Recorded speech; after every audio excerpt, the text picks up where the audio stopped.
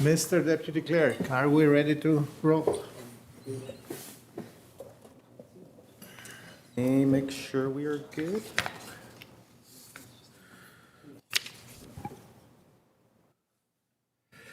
It'll see if we're good.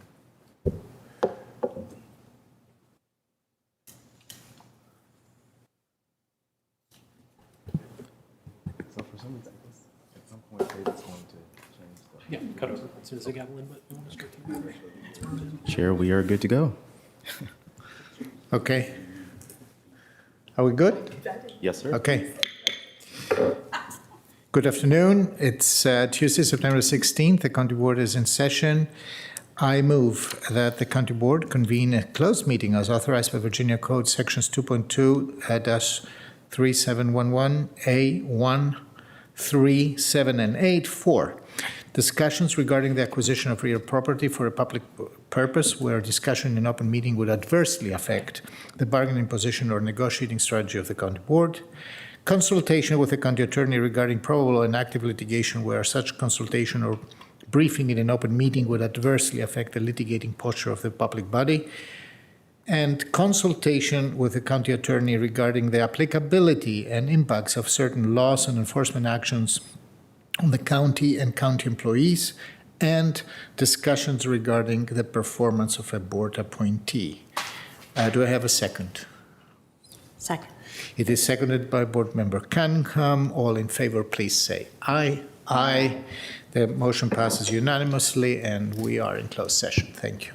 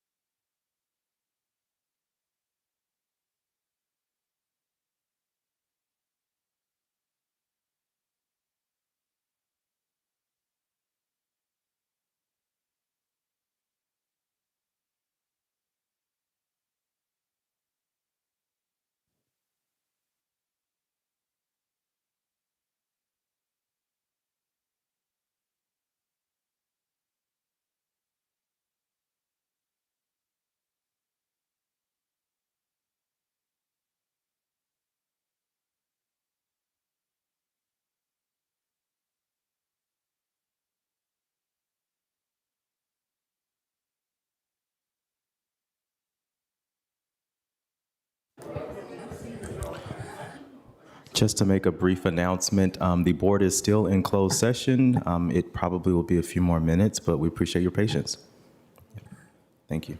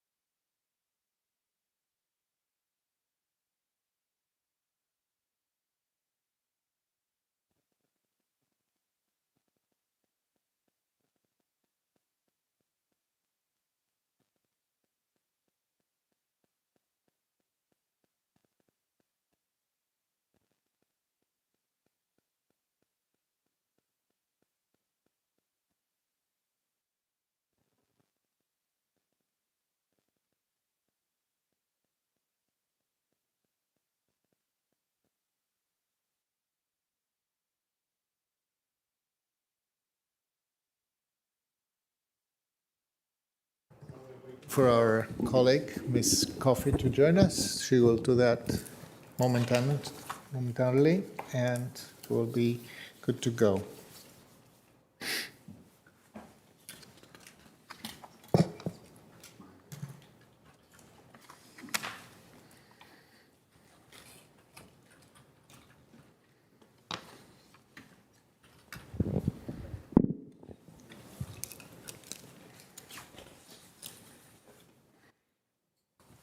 Still in the bum chair. Yeah, that's the elevated chair that does.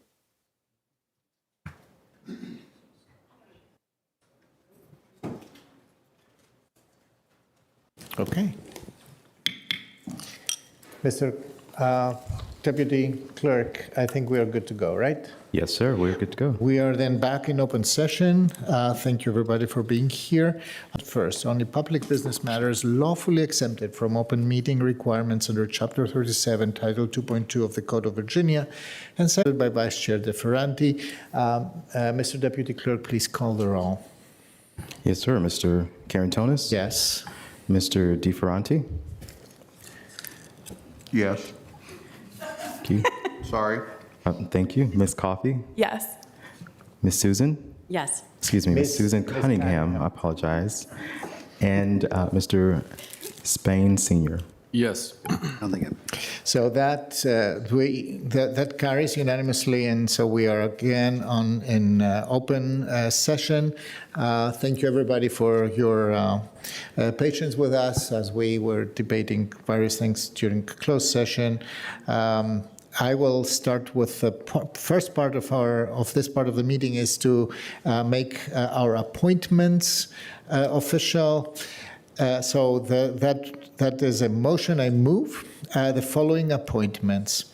Climate Change, Energy and Environment Commission to appoint Scott Brideau for a term ending September 30th, 2027, to the Commission of the Status of Women to reappoint Arbora Johnson for a term ending September 30, 2028, to the Community Development Citizens Advisory Committee to reappoint Jennifer Bodie for a term ending September 30, 2028, to the Community Services Board to appoint James Dooley for a term ending September 30, 2028, to the Disability Advisory Commission to appoint Andrea Ann for a first term ending September 30, 2028, to reappoint Karen Odant for a term ending September 30, 2028, and to designate Karen Odant as chair for a term ending December 31st, 2025. To the Economic Development Commission to reappoint Brad Mason for a term ending September 30th, 2026. To the Fiscal Affairs Advisory Commission to appoint McGlenn Caution for a term ending September 30th, 2027.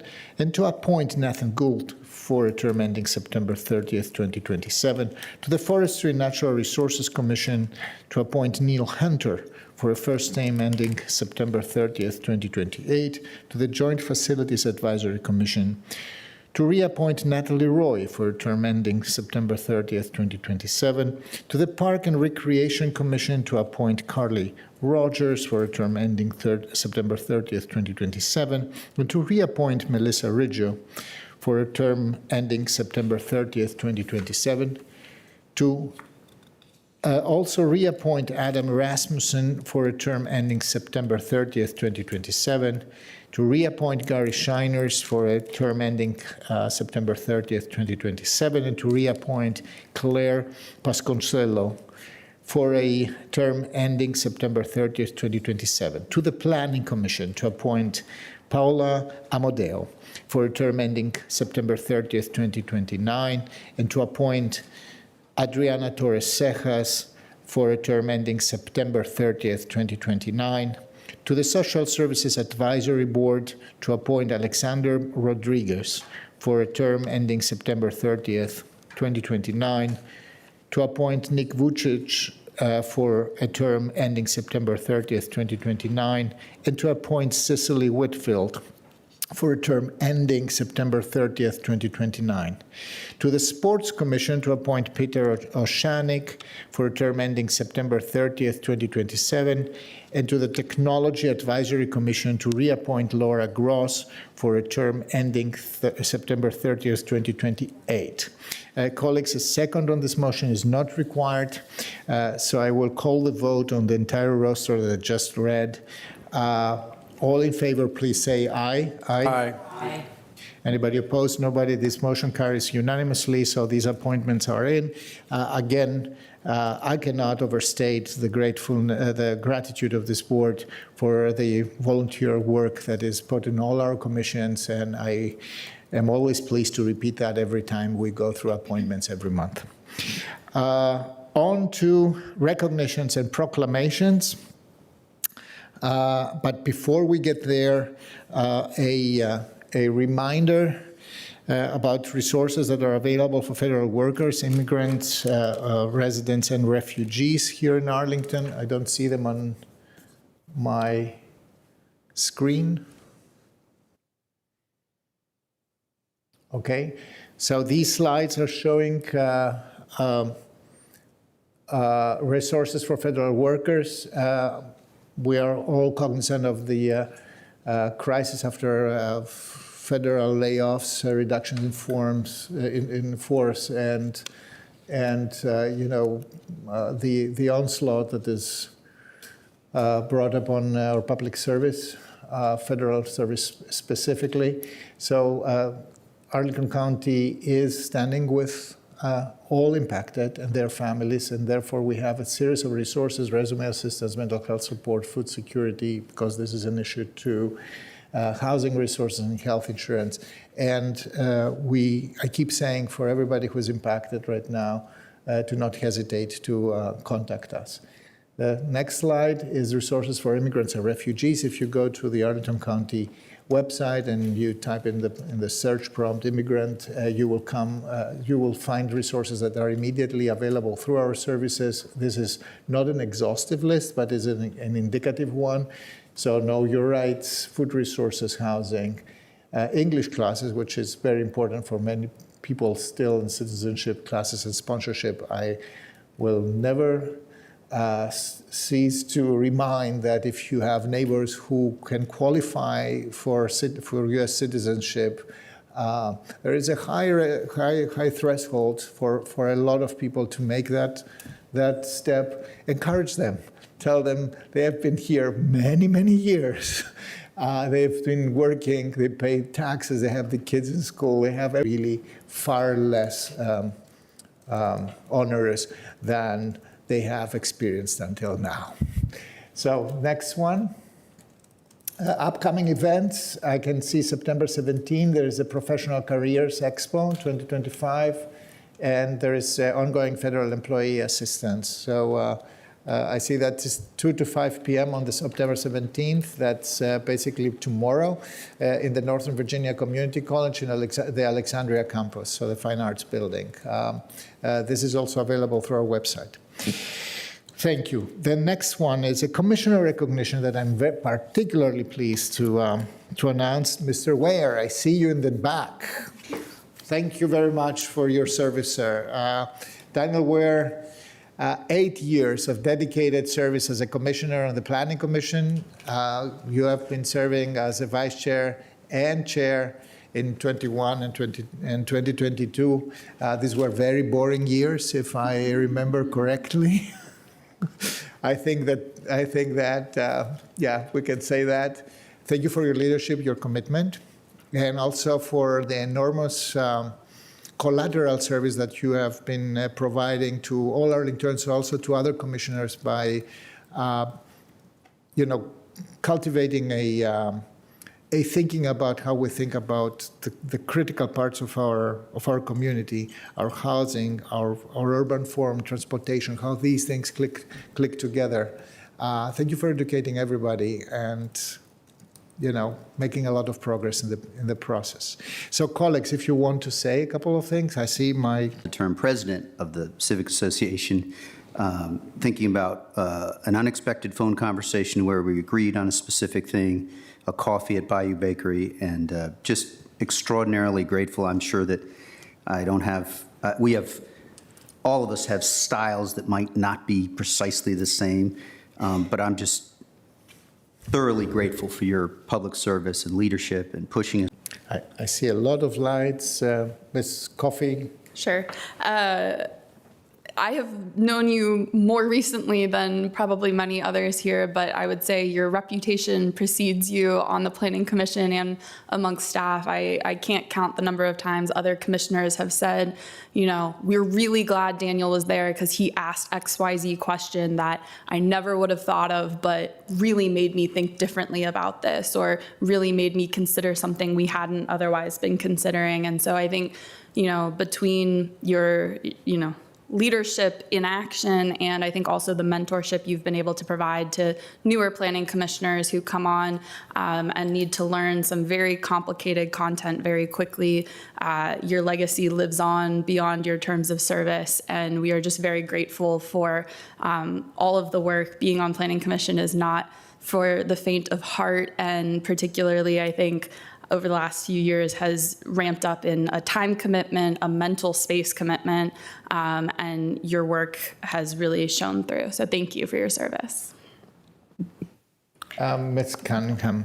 I will just say a huge thank you in support of all the other things that have been said here. It is a great deal of work to be on Planning Commission, to be there for 8 years, and to do it with the level of integrity that you did is really a gift to our community. So thank you.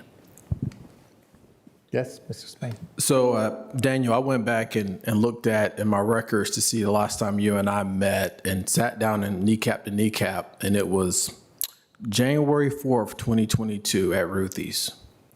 8 years is a long time. And I know that you're a family man. I know you have young folks, young kids. But your commitment to our community for 8 years is worthy of recognition. Knowing how hard and how challenging it is to take time away from a full-time job and do this type of work, it does not go unnoticed. So we commend you. I thank you, and stay blessed. Thank you. I have something for you. By the way, a public service announcement. The recordings of the Planning Commission are worth finding on YouTube, and you can go fast and find where Daniel Weir has an opinion on that. Stay on that. This is a good thing to do.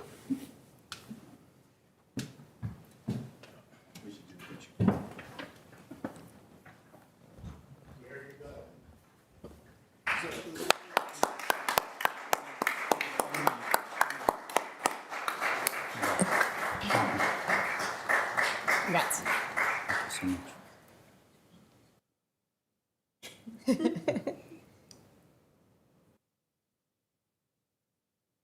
Thank you.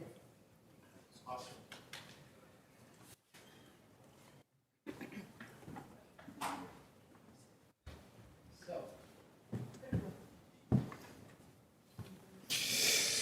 On to a little bit more,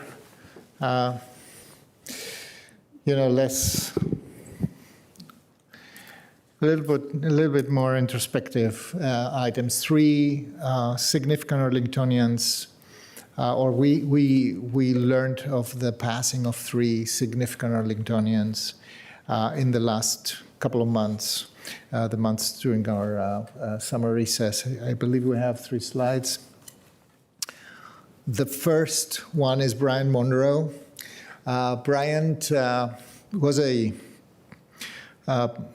even for me personally, a very good friend, a mentor, an amazing neighbor.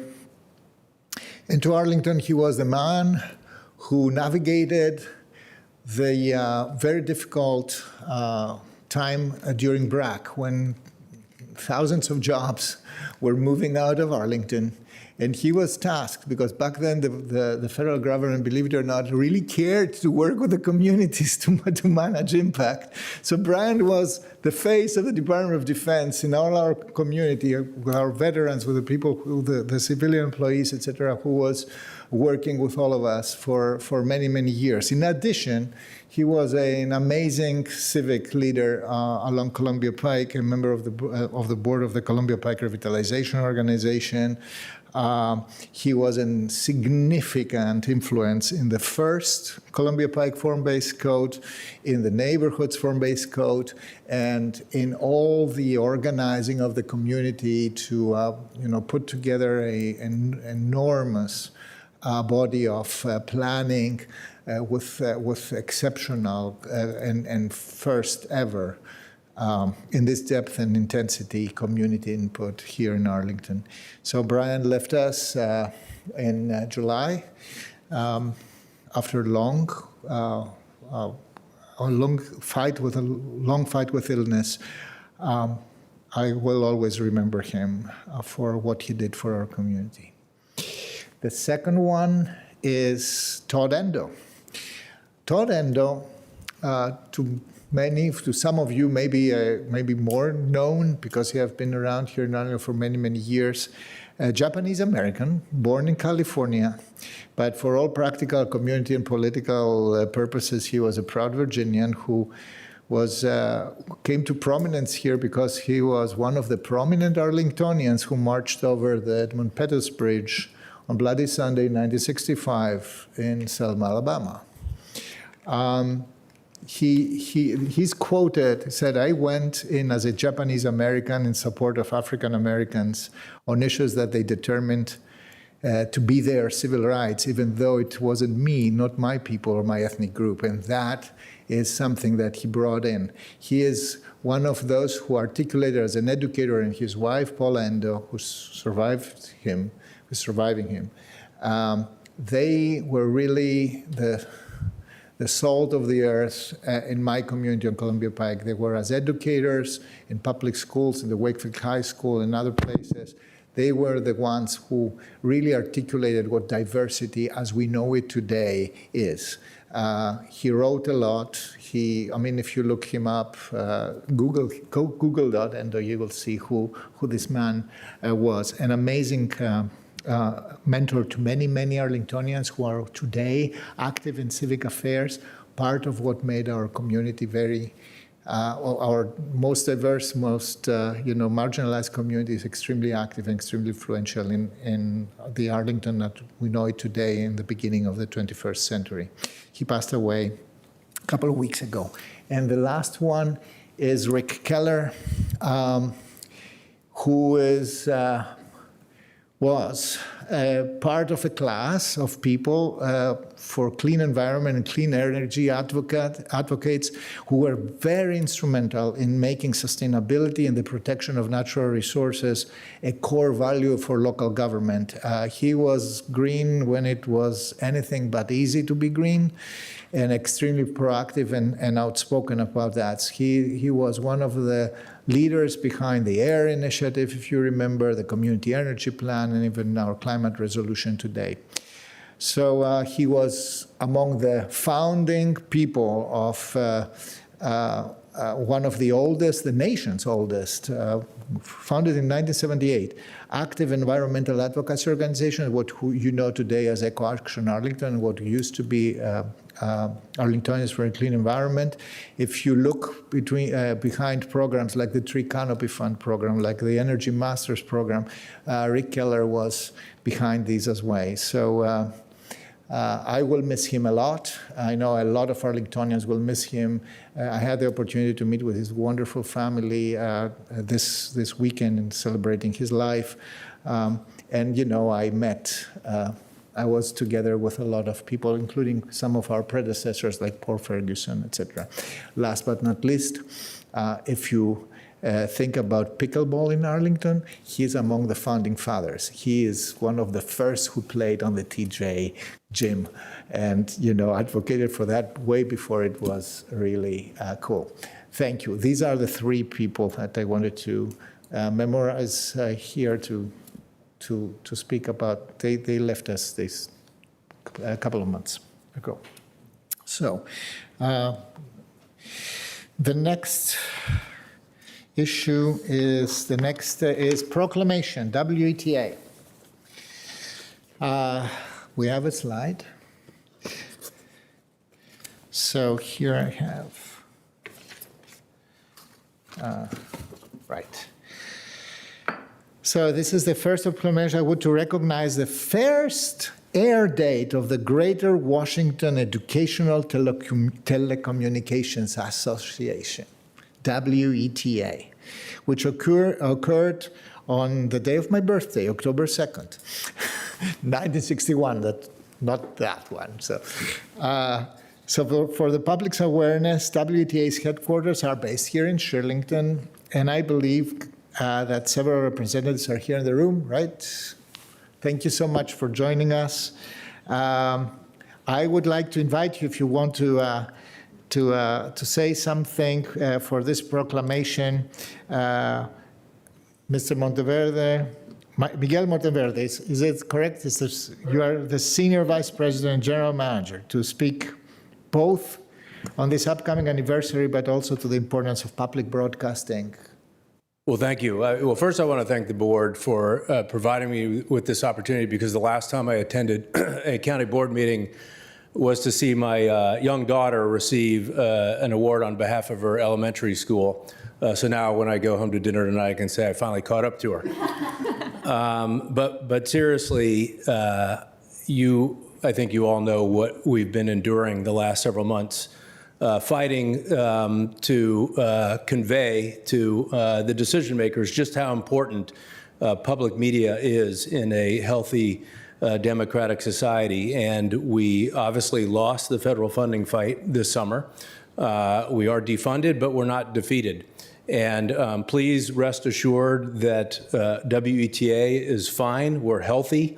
We did have to downsize last week. We had to cut some projects, cancel some shows, let a few folks go, but we're fine. We will be fine. The real concern are the smaller stations in the rural areas that aren't as financially sound, that depend more on the federal funding, and we're all concerned about that, right? Because while public media is a local business, if you will, it is a fundamental component, in our view, of a healthy democratic society. So while we're all individual, locally owned and operated stations, we're part of an ecosystem, and we really need to ensure that that's a strong. And WETA plays an important leadership role in that. Just a couple of quick things. We do serve the DC metro area, but let's face it, we were founded by an Arlington educator, Miss Campbell, back in 1961. Yes. And we've been led for the last 40 years by Sharon Percy Rockefeller, who has made it a priority that we stay in Arlington. Just finally, I can't help but leave you with three commercial messages. Number one, and this is a testament to the fact that we are committed to being here for the long haul. This summer, we launched our first, and I think the first local streaming service in the DC metro area, WETA Plus. So however you stream, whether it's on Apple TV or Roku or Amazon Fire, you can download WETA Plus. It's free. You can watch the NewsHour. You can watch all the PBS programming. More importantly, you can watch the great local programming that we produce and that we acquire to serve the local audience. So WETA Plus. The second is that just today on our classical channel, we launched a third channel called WTA Classical Virtuoso.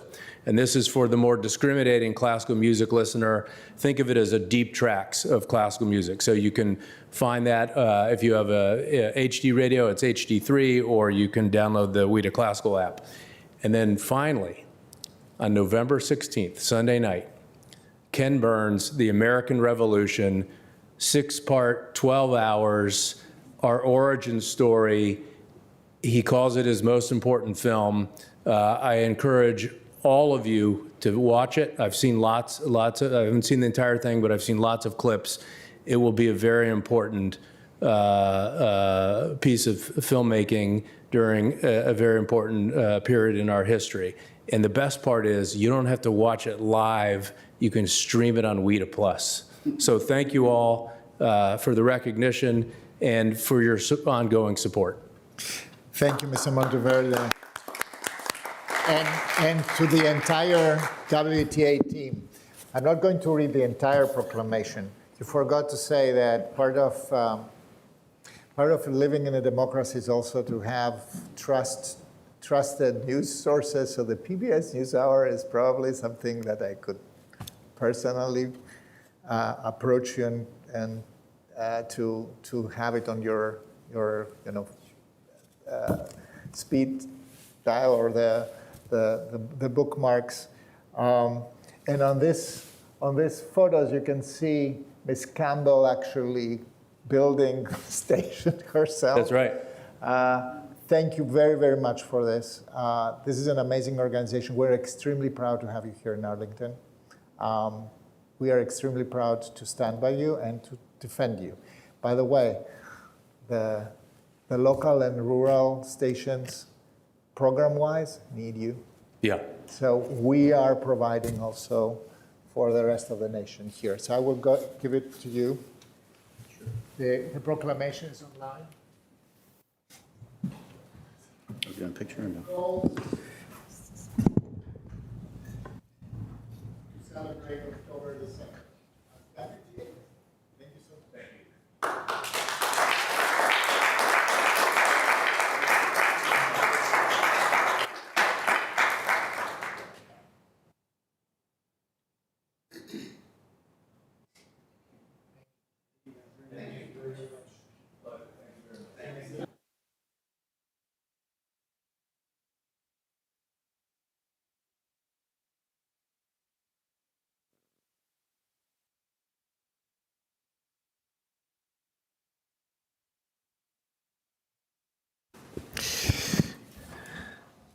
Next, and not less important, Affordable Housing Month, which is always in the fall.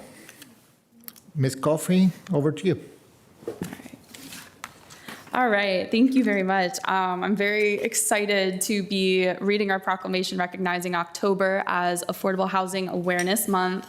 And in addition, we are celebrating this year our 10th year of our Affordable Housing Master Plan here in Arlington County, a substantial document that I think we as a community have taken very seriously. It's also been over 6 years now since we launched Housing Arlington, which is our umbrella division within the county government that aims to build on our existing efforts, but really also innovate and generate new ideas to approach housing here in Arlington County, looking at the full spectrum of housing affordability. And before I read the proclamation, there are just a few, I think around 7 events coming up in the next month or so that I want to make sure everyone is aware of. There is the county's Affordable Housing Month website will have all of the events. And so if people would like more details, I will refer them there. But starting September 24th is the first event. It's the last day to submit artwork for the Committed Affordable Housing Unit Committed Affordable Housing Residents Children's Art Contest, which is open to kids age 5 to 13 who live in a committed affordable housing property. And the theme is The Journey Starts at Home, so find more details online. September 30th is the annual Leckie Forum and Regional Housing Leaders Awards presented by the Northern Virginia Affordable Housing Alliance. October 2nd, we have a virtual lunch and learn to present Arlington's updated housing needs analysis, which the registration will be announced soon, so stay on the lookout.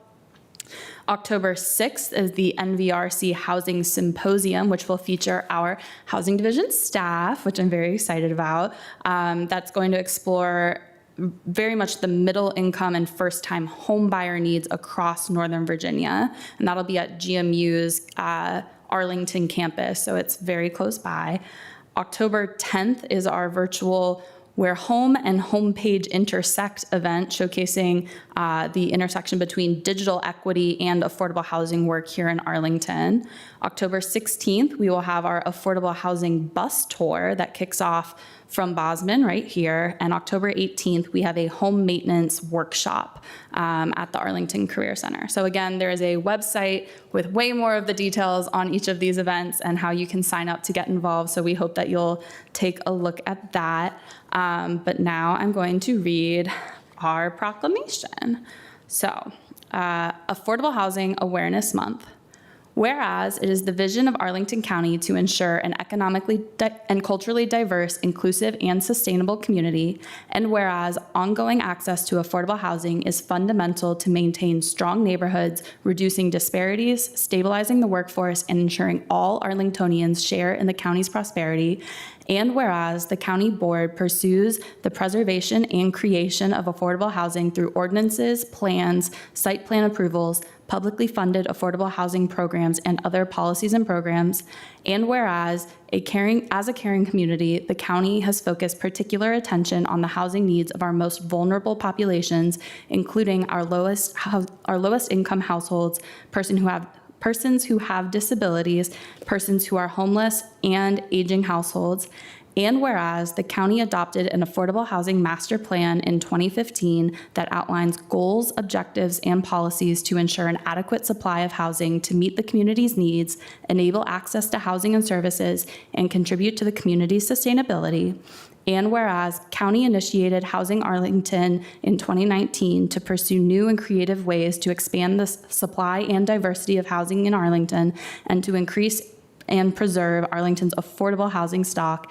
And whereas the county is celebrating the 10th anniversary of the Affordable Housing Master Plan and over 6 years of Housing Arlington, now therefore the County Board of Arlington, Virginia does hereby proclaim October 2025 as Affordable Housing Awareness Month and urge all members of the community to join the county board in building broad understanding of the importance of housing affordability to Arlington's sustainability, reaffirming it as a core community value, and promoting housing choices for all Arlingtonians. Thank you. And I would invite our housing staff up here to receive this proclamation.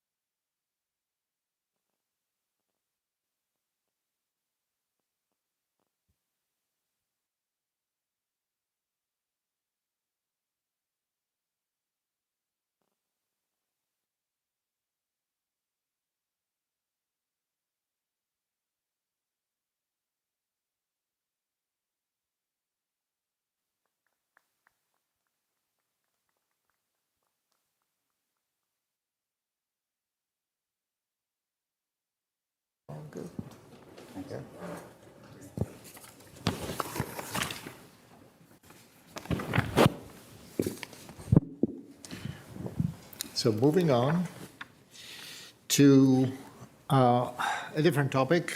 It is Suicide Prevention Awareness Month. I will pass this to my colleague, Julius D.J.D. Spain Sr. I thought I was next. Thank you, Mr. Chair, and I'll try to be brief here, but also pointed.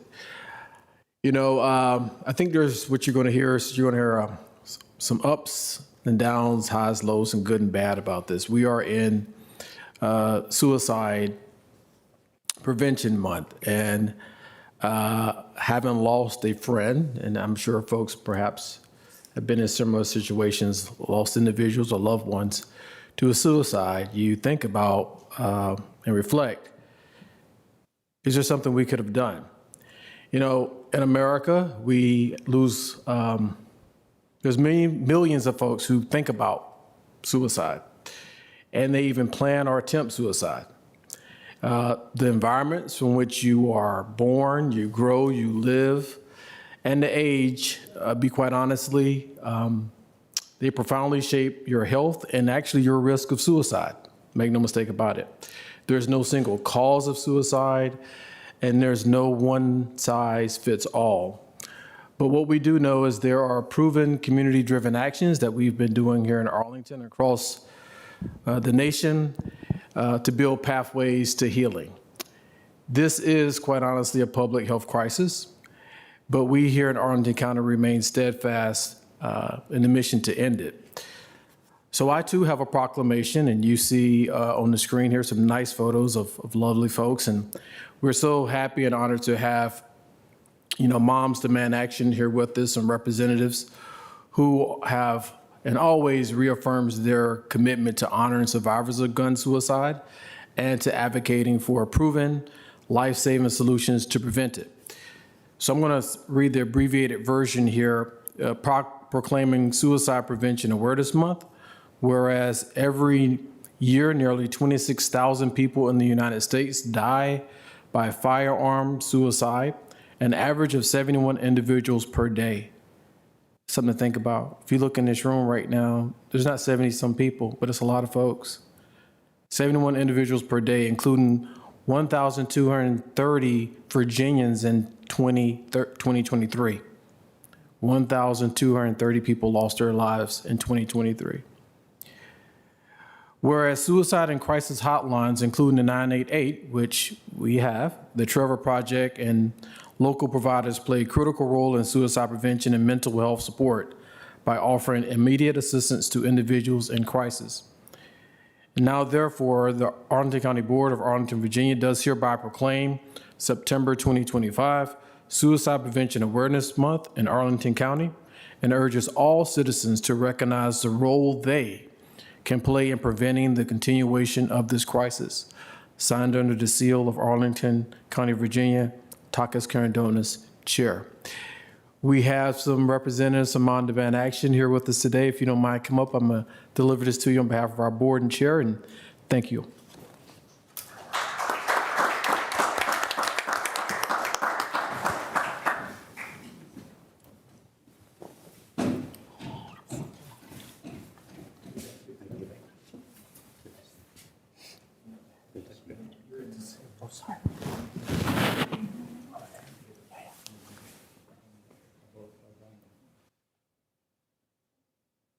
You guys want to shift over so you're centered.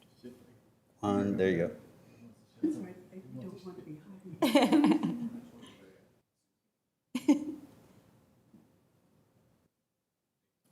Awesome. I know, I could stand up. I also thought it would be more to have her all centered. 26,000. Yeah, I know, sorry, it's really tricky. Thanks for all you're doing.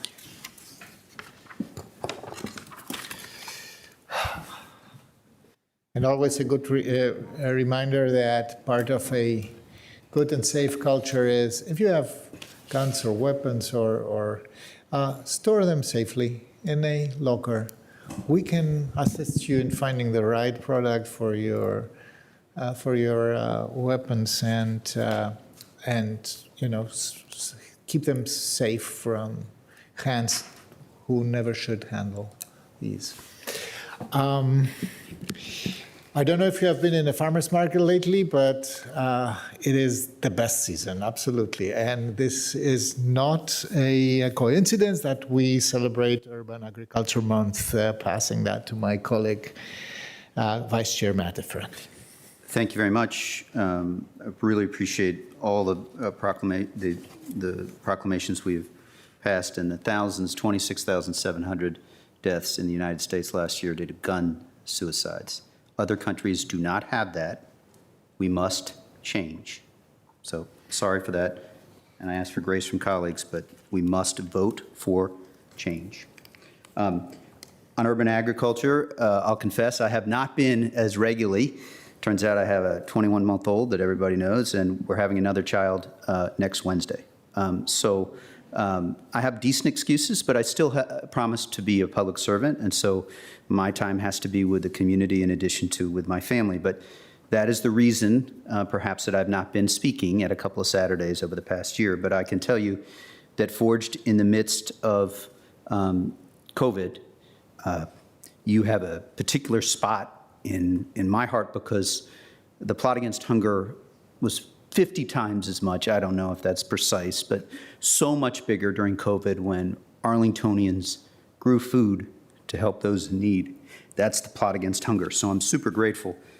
I don't want to disrespect, but I might not read every whereas in this, but I hope you get the sense of how much you are close to my heart. There are a couple of recitals or whereas clauses that talk about the farmers market, that talk about Virginia Cooperative Extension, that talk about the 10th anniversary. I certainly will never forget gleaning, where I sweated more than perhaps is worth mentioning on the dais. But the work that you do is so wonderful. We have folks, I'll stop there. I'll recognize Emily Landsman, the president this year, David Sachs, who's more positive than I can imagine I could ever be. But each of you at differing levels, Mary, thank you for joining us as the program manager, and also Linda Ramirez Blust and Rebecca Halb, who's treasurer, and also both are board members. So with that, I'll get to stop talking. I will not defer, but decline to say anything more and ask Emily if you would come up and say a few words. And give her a hand.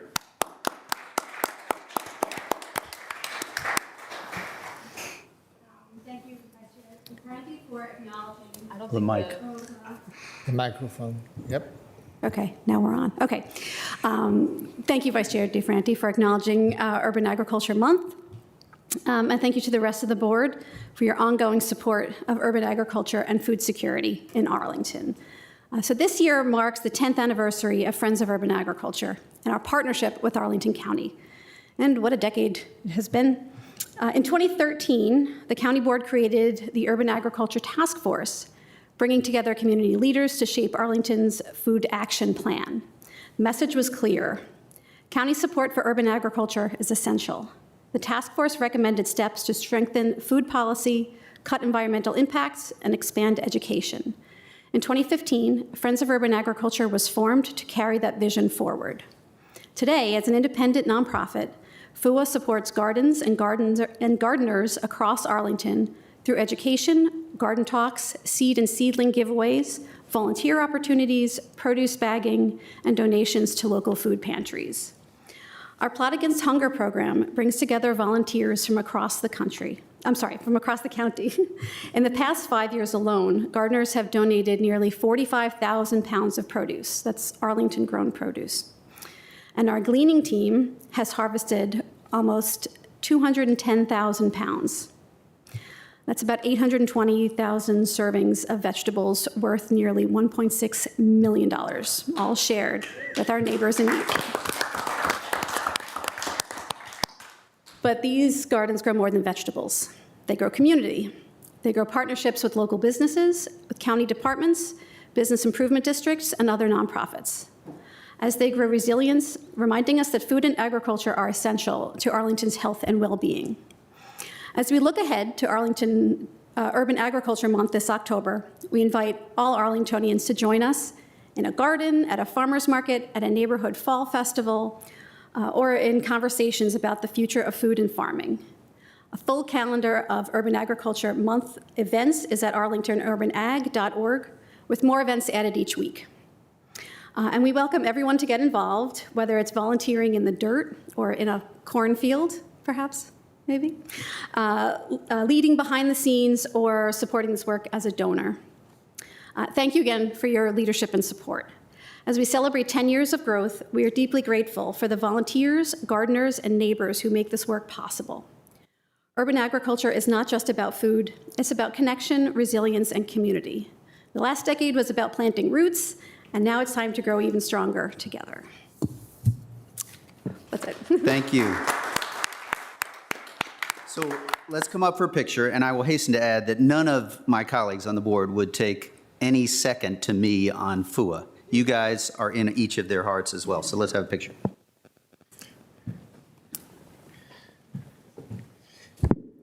We should make it a habit to accompany that with a shovel. Oh, yeah. Can you pass me that? Next year, I'll spray paint a shovel. We'll bring one. I bet we've got one somewhere. have corn as a Yeah, the corn's pretty good. I like that.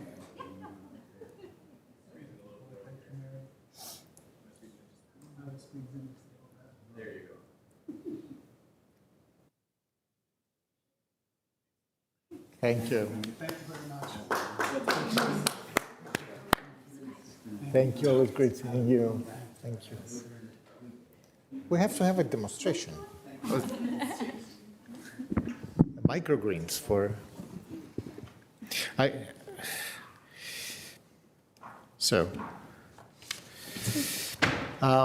One of the amazing deliverables of gardening, especially when it's edible, the edible deliverables, is that it's a very relaxing activity. So in difficult times, talking about potential stressful events, we have a proclamation because it's also famously National Preparedness Month. Ms. Cunningham. Terrific. Well, I will welcome Will Flagler up to share a few words because many of us know, and I was fretting about it this morning, that Libby Garvey would always have the box from the top of her closet to make sure to walk us through the things you should have at your home. But this month, as we navigate all kinds of interesting times and remember September 11th, we're really grateful to your team for all that you do and welcome you to share some of the things our constituents can do. Thank you, and I will not be as good as Libby, but I will do my best in her honor. Is the microphone on, or does it just need to be? I'm very far away from it. You can raise it up on the right-hand side. There's a button. Oh, okay. Oh, I'm just sorry. very far away from it. When so- I'm standing there, it can go up a lot Yeah, it's farther. much better. But no, I'll keep it quick. One of the things that we say in National Preparedness Month is we want to make sure that people do 4 things. We want you to be informed, and that can be done by following us at Radio Arlington or signing up for Arlington Alert. We want you to get involved, and you can do that by obviously being a part of our community emergency response team. And one of the other key things that we tell you is to make a plan. But the most important thing that I want to showcase today is making a kit. People say, what do I have in my kit? What do I need to have? So one of the things is we brought it. I won't go through it as wonderfully as, like I said, Libby used to, but you can have non-perishable food. You can have medical supplies that you might need if you have to leave your home or be without water or different utilities for a few minutes. And then other things that you might need for your specific situation. If you have young children, 21-month-old, you might need some batteries, Matt. And there's other things that you might need as far as cards or anything else that you might need. So I just wanted to bring some attention to that. And again, thank you. Great, thank you. So before I read the proclamation, I just want to share, September is the National Preparedness Month, and we every day really appreciate our public safety teams that work literally around the clock to keep us safe and to respond quickly and professionally when we need assistance. And that includes our sheriff, our police, our public safety aides, crossing guards, and especially our Department of Public Safety Communications and Emergency Management team under Mr. Flagler. From overseeing and coordinating emergency resources, operating the 911 center when you call, and managing public safety radio system and county alert and warning programs. This is the team that touches all of us and helps us make wise choices and get through difficult times. And that includes coordinating with, I can't even keep track of the number, the 55 other entities around us between different jurisdictions and other federal entities that may need coordination as well. A lot of the work you do, we see, but there are a lot of parts that we don't see. And some of that is the heaviness with which you experience other people's tragedies and other people's emergencies.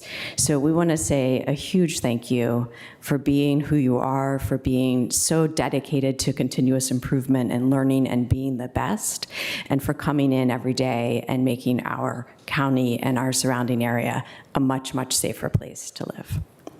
So without further ado, I will read a bit of this proclamation, which is, whereas the Board of Arlington County, Virginia recognizes the importance of preparedness in ensuring the safety and well-being of our residents, knowing that emergencies and disasters, whether natural and man-made, can strike at any time, impacting lives, property, and the continuity of essential services. And whereas the Arlington County Department of Public Safety, Communications, and Emergency Management is committed to equitably promoting and enhancing community preparedness through education, outreach, and resources, whereas September has been designated National Preparedness Month, a nationwide observance to raise awareness and encourage individuals, families, and communities to take proactive measures in preparing for emergencies and disasters. And whereas residents can enhance preparedness by staying informed about local emergencies by subscribing to Arlington Alert, do it if you haven't. Creating a family emergency plan that includes communication strategies and evacuation routes, assembling the emergency supply kit in a super cool pink backpack if you can, with essential items such as food, water, medications, and important documents, and learning life-saving skills like first aid and CPR, as well as encouraging others to do the same. And finally, volunteering with organizations dedicated to emergency preparedness, response, and recovery, such as the Community Emergency Response Team, or CERT. And whereas the theme for this year's National Preparedness Month is Preparedness Starts at Home, we emphasize this important step towards taking more actions to prepare. By taking simple steps now, you can build your preparedness at your own pace and encourage others to ask questions. So now, therefore, the County Board of Arlington, Virginia does hereby proclaim September 2025 as National Preparedness Month in Arlington County, and urge all citizens to be informed, to make a plan, and to build community resilience by being more prepared and helping others to do the same. Come on.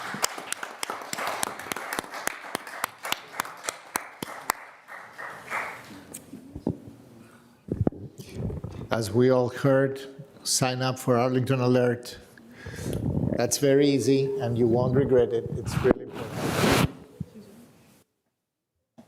Okay.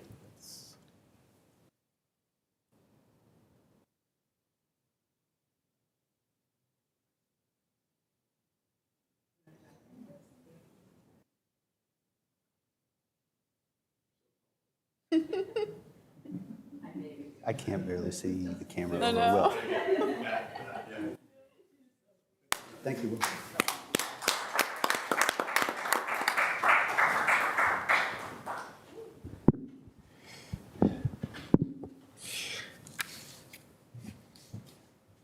Thank you, Ms. Cunningham.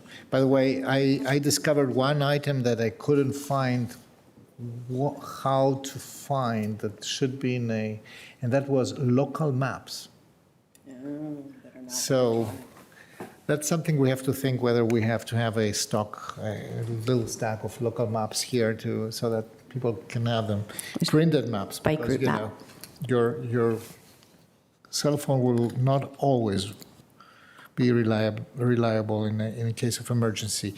So we are moving on after National Preparedness Month to chair reports.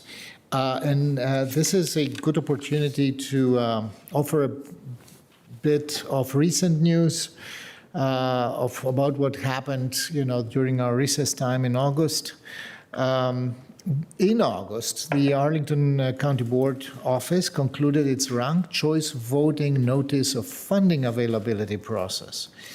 2 organizations were selected to carry out the RCV, the Ranked Choice Voting Education and Outreach effort, ahead of this November's general election. By the way, early voting starts this Friday on the 19th of September. These 2 organizations will serve different complementary roles. The first one is Challenging Racism. This is a local nonpartisan nonprofit that for 20 years has trained organizations and individuals to build awareness and skills to talk about race and equity, and will conduct and coordinate in-person outreach with a key focus on working with other local partners to amplify outreach. And the second organization is Fair Vote, a national nonpartisan nonprofit that researches and advances voting reforms that make democracy more functional and representative for every American.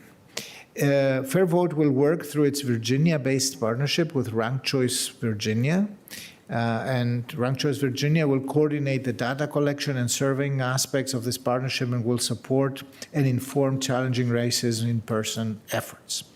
So education events through these partnerships have already begun. For example, there will be now 2 educational events today. The Center of Youth and Family Advocacy will be hosting a ranked choice voting workshop today at 5:30 Yeah, in about half an hour, 5:30 p.m. at 2111 Wilson Boulevard. And the League of Women Voters and Challenging Racism will be tabling with RCV materials at the 60th anniversary commemoration of the Voting Rights Act, happening at the Shirlington Library today at 6 p.m., so in about an hour.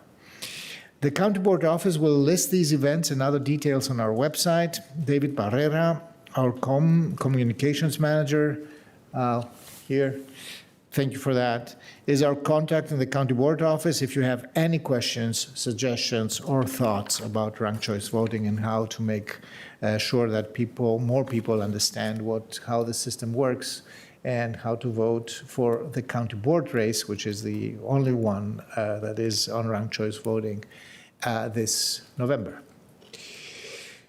The second piece of news about what we have been up to, or county staff and the county in general has been up to through the recess month of August. I don't know why we call it a recess month, which is only for our meetings a recess month.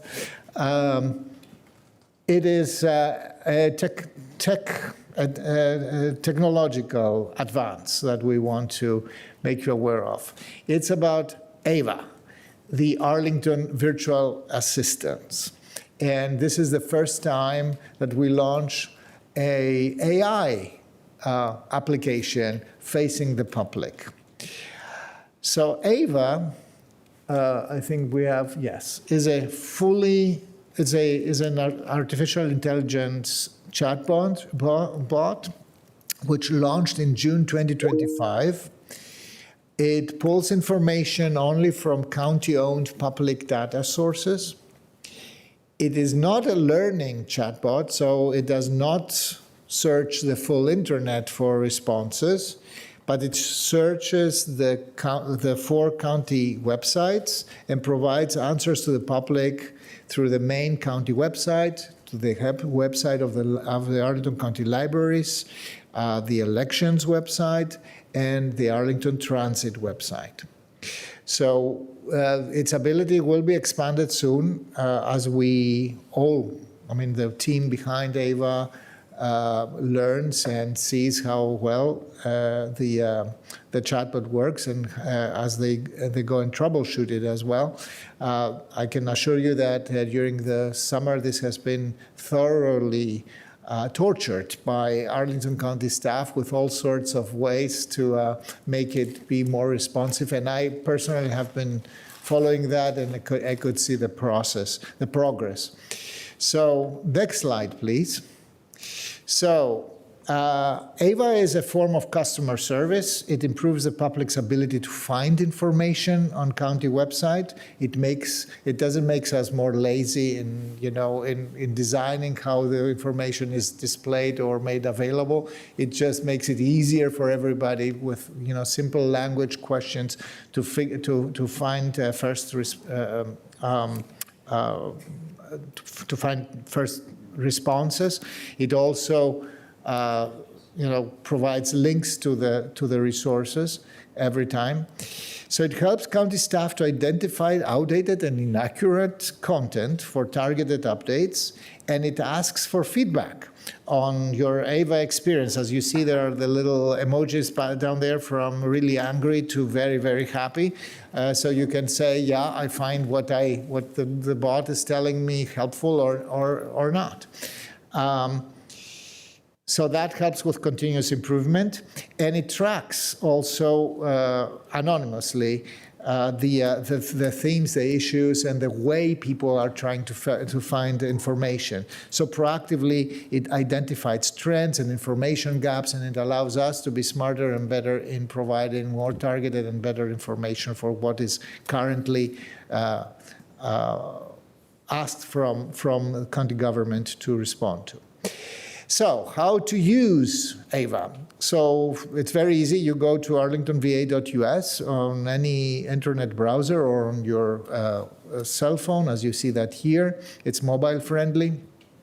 It is, you click this little chat bubble with the 3 dots, And in the lower right corner, this is always located in the lower right corner, and you ask a question as you feel. I mean, in your normal and natural language. And then you see how the bot responds. You can ask follow-up questions and so forth. And then at the end, we really approach you to rate the response you receive, whether it is helpful or not. There is the potential for multi-language support. This is already built in, and it's in testing right now. And very importantly, AVA does not collect personal identifying information. So I will leave you with that. We believe that this is a tool that is now ready for prime time in the sense that that we are able to offer that to every Arlingtonian to ask questions, get information, etc. But give us feedback, please, if it really works, because as much as we've tortured the program, we cannot troubleshoot every single instance of it. So thank you to the amazing team with our Department of Technology Services and everybody who participated with Arlington County staff here in making AVA a more usable application. We look forward to the general public's feedback on this. Thank you very much. So these are the two items I wanted to report on. Yes? Will you take questions and comments? Yes, we can have questions or comments. Oh. Well, thank you, Mr. Chair. I for your report. Just for ranked choice voting, and I'm glad we kind of got this, I call it out the chute. And for those that may be watching, we are, encourage everyone to actively participate in this process. Simply because I think, for me, quite honestly, how we move forward and where things may land, a lot is contingent on, for me, quite honestly, the feedback we receive. We have some challenges, in my opinion, but we just need everyone to participate. So monitor our websites, see where these events are. Please engage because your voice matters. We don't want to make decisions, and I don't, in silos, but this is pretty significant in my opinion, and I'm glad we got it started. Thank you, Mr. Chair. Thank you, Mr. Spain. Any other questions or comments? I don't see any. So then we can move on to manager reports. Mr. Manager, the floor is yours. I believe that we will start with. Yes, thank you, Mr. Chair. As I said back in July, and we started this in February, this is, I think, the third time we're coming before you to give you an update on a study we have underway, low residential study to look at potential zoning amendments to limit impervious area and support better stormwater and tree canopy management. And we're going to hear an update from Nick Rogers and Eileen Winquist. And they have already started the engagement in phase one of the study. So they're going to give you an update on what has been happening so far and what upcoming engagement events we have planned. So with that, I will turn it over. I think I'm going to turn it over to Nick to start us off. Yes, sir. Thank you, Mr. Manager. Mr. Chair, members of the board, good afternoon. We have a brief presentation for you today that's going to focus on 3 objectives. I'll take the first 2, and my co-lead on the study, Ms. Winquist, will take the third. And we're going to, at first, dial back to February and recap some of the details behind your charge to us. You'll see that we're listening and hearing and understanding that direction you've given to us, number 1. Number 2, we're going to review the 3 phases of the low residential studies work. I'm happy to announce that we've just published our project plan, which is the plan for the plan that's available on our website right now and provides some more details and nuance on what we'll be working on over the course of the next year plus. And then number 3, most importantly, we're going to be sharing how the public can get engaged in a multitude of different fashions. Next slide, please.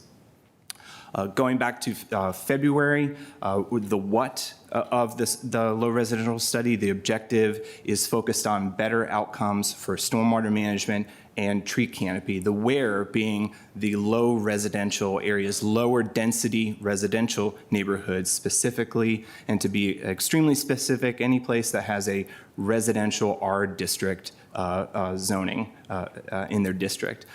Your charge to us was to focus explicitly on bringing to you a text amendment to the Arlington County zoning ordinance specific to impervious surfaces and to recommend a maximum limit on impervious surfaces in our lower residential areas for your consideration. Next slide, please. The charge goes into greater detail, asking us not just to provide that recommendation on the maximum area, but also to consider several factors such as keeping lot coverage requirements, whether or not alongside these new impervious area limits you've asked for, plantable area, minimum contiguous plantable area to support our tree canopy goals. Should a yard or setback adjustments be made in order to facilitate these goals and objectives? And finally, considering different lot sizes, different zoning districts, and the details in between, consider all of those. And then you also shared two areas where you explicitly wanted us to either steer away from or leave remain as is.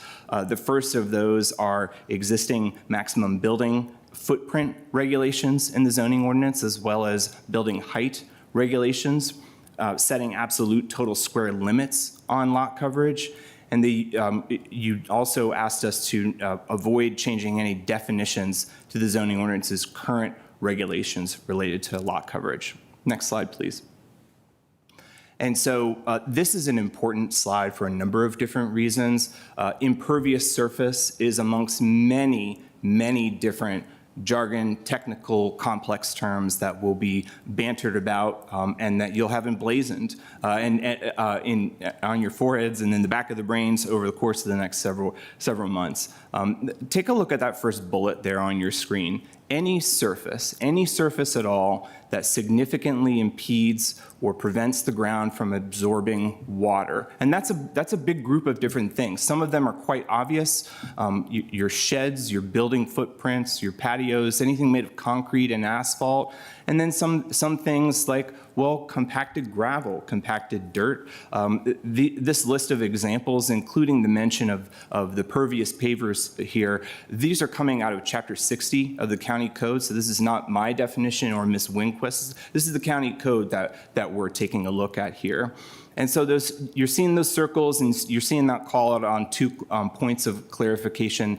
That my ask is that as you're working with members of the public and as you're fielding their questions, to please remind them that under our current code, buildings are impervious surfaces, as well as, again, somewhat counterintuitively, but pervious pavers also count as impervious area. And we're going to be spending a lot of the time on that, particularly in phase 1 of the study, but throughout the course of the next year, making sure that we are doing everything that we can to break that down for folks and make sure that they can understand so that we can facilitate as broad a breadth of engagement as possible. Next slide, please. Very quickly, the study is broken down into 3 phases. The first phase, as the manager mentioned, we're underway right now on establishing that shared understanding. The following phase, which we anticipate will begin after the first of the year, and which will be the longest phase, is that evaluation of options, where we're really rolling up the sleeves amongst ourselves, hand in hand with members of the community to really establish the trade-offs and understand what can be done in order to accomplish these objectives related to better outcomes for stormwater management and tree canopies. And then finally, after we've completed that work, we'll be back finalizing those recommendations for your action and delivering that recommendation per the study charge. A bit more, next slide, on those individual phases.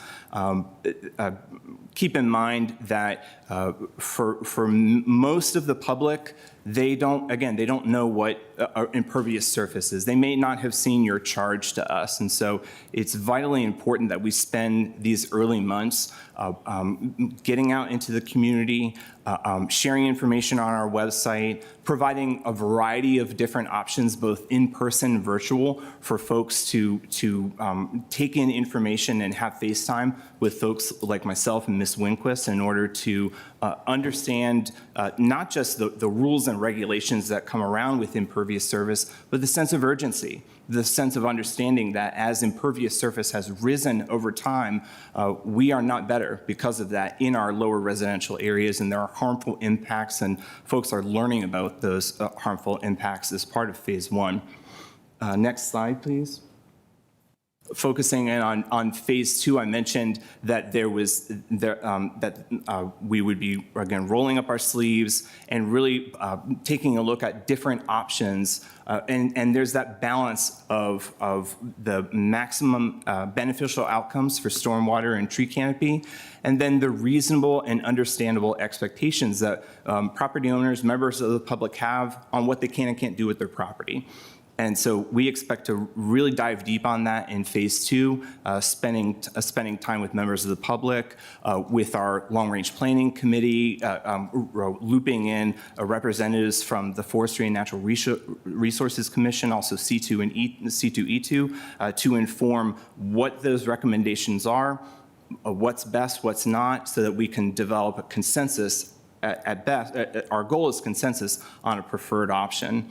And then finally, for the next slide with phase three, this is going to be hopefully very familiar, like you see with a lot of our zoning ordinance amendments: requests to advertise, draft text, additional opportunities for members of the public to learn and understand. At this point, we've done the hard work. It's more back to that communicate and consult information and saying, hey, members of the public, this is what we've accomplished. This is what's being communicated to the board. Still ample opportunities at public meetings and public hearings before you to speak and provide their feedback. And so on that feedback point, I'm going to turn things over to Ms. Winquist to talk about first our consultant support. Great. Thank you, Nick. So to continue, we are working with a consultant to start some of the analysis that will be helpful to us as we move into phase two and trying to identify, what potential options we might have for these impervious area limits. So some of that initially is underway, is some benchmarking work looking at, there are quite a few other jurisdictions in Virginia that already have impervious area limits. So we're looking at where they are, what their limits are, how they're implemented, all those details. We are also working on doing some modeling, or preparing to do some modeling, looking at potential impacts, in a smaller area. If the impervious area increased to a certain amount, what changes we might see, for peak flows or different impacts on storms, and also impacts on tree canopy if we had changes, within a certain range of impervious area. And then also focusing probably on doing some test fits, what we're calling. Maybe we're trying to figure out the best term for that, but really looking at sort of visual site layouts in terms of, with this much impervious, how much space does that leave for your tree canopy, and recognizing there's also utilities and other things that you have to fit on there. So also potentially communication support, but that may be something that we focus on a little bit more with our in-house support. So next slide. So as we mentioned, we have launched into engagement and talking to the community about the study, trying to bring awareness of the study getting started.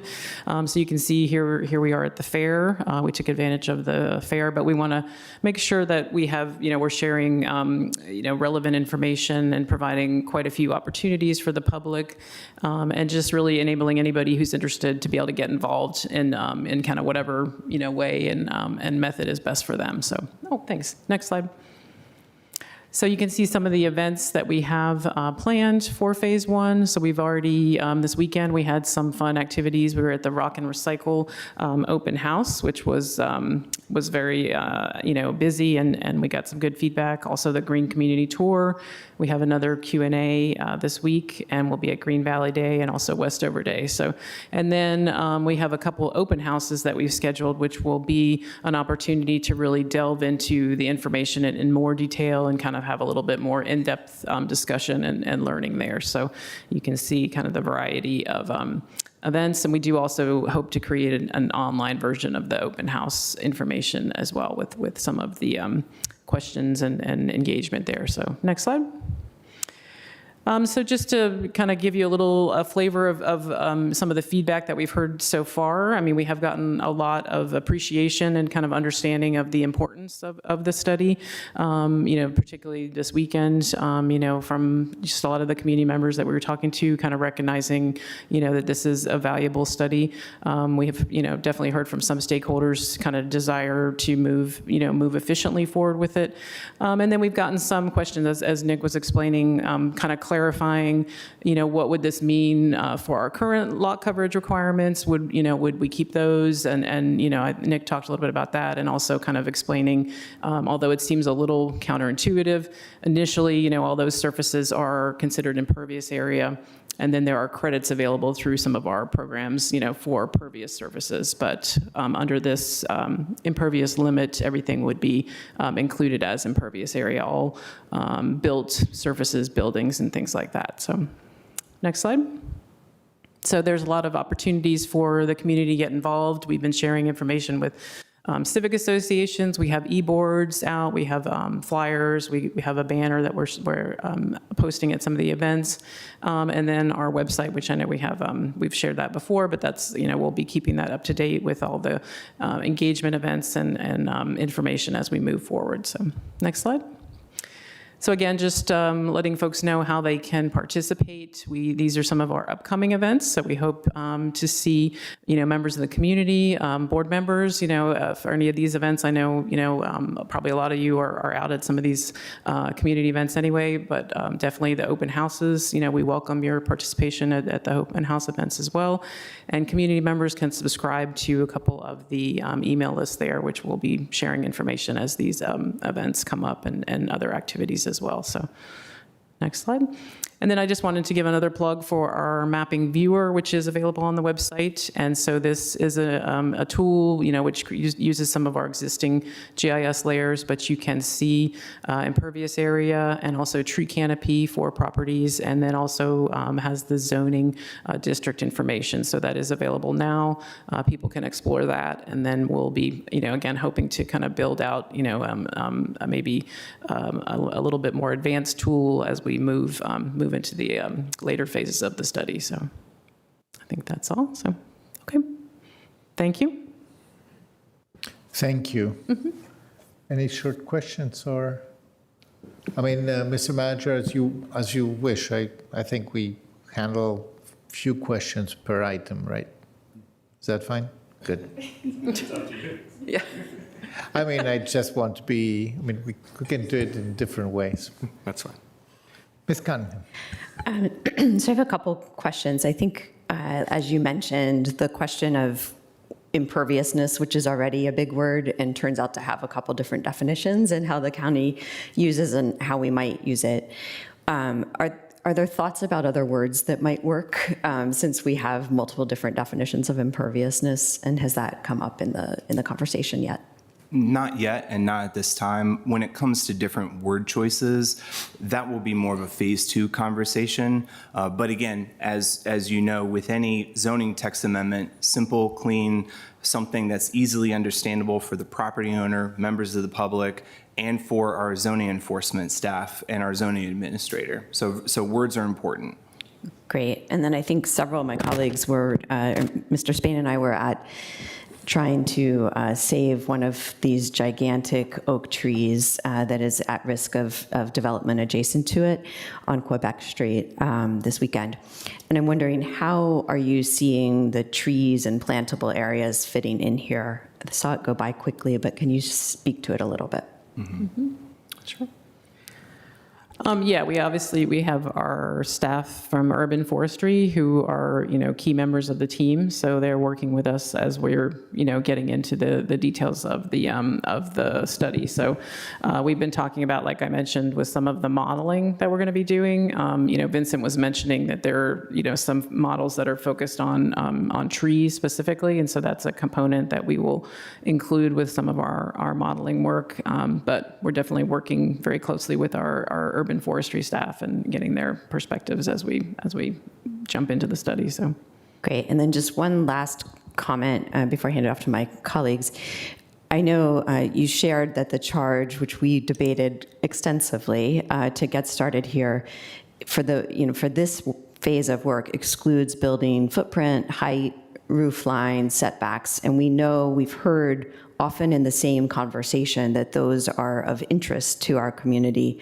But I would just lift up that we agreed that this was the way to move forward swiftly, and that that makes this phase both start and be finite, but it's not mutually exclusive with coming back to that later, and we hear that concern out in the community. So I just wanted to highlight that. Thank you. I see Mr. Spain.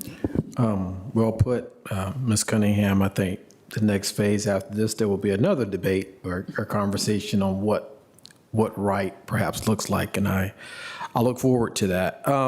So I have a statement, and also a quick question. First, Nick and Eileen, very good presentation. Nick, I think how you started and presented the possible impervious services.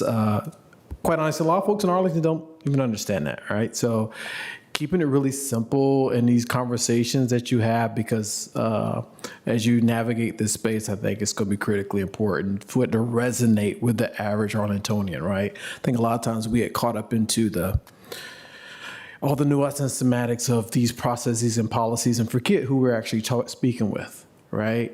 Most folks don't understand that. So thank you for making that presentation, because I view this as, from environmental sustainability and the public health lens, and also, especially with the tree canopy, which there's going to be aspects of this, that is what I'm kind of looking at right now. But my question is, Eileen, I guess this is for you. We have timelines, we have approaches, we're doing community engagement. I'm a big community engagement person. Can you tell me a little bit what you think right looks like? Meaning, do we have a goal per se, how many people we want to reach in this exercise?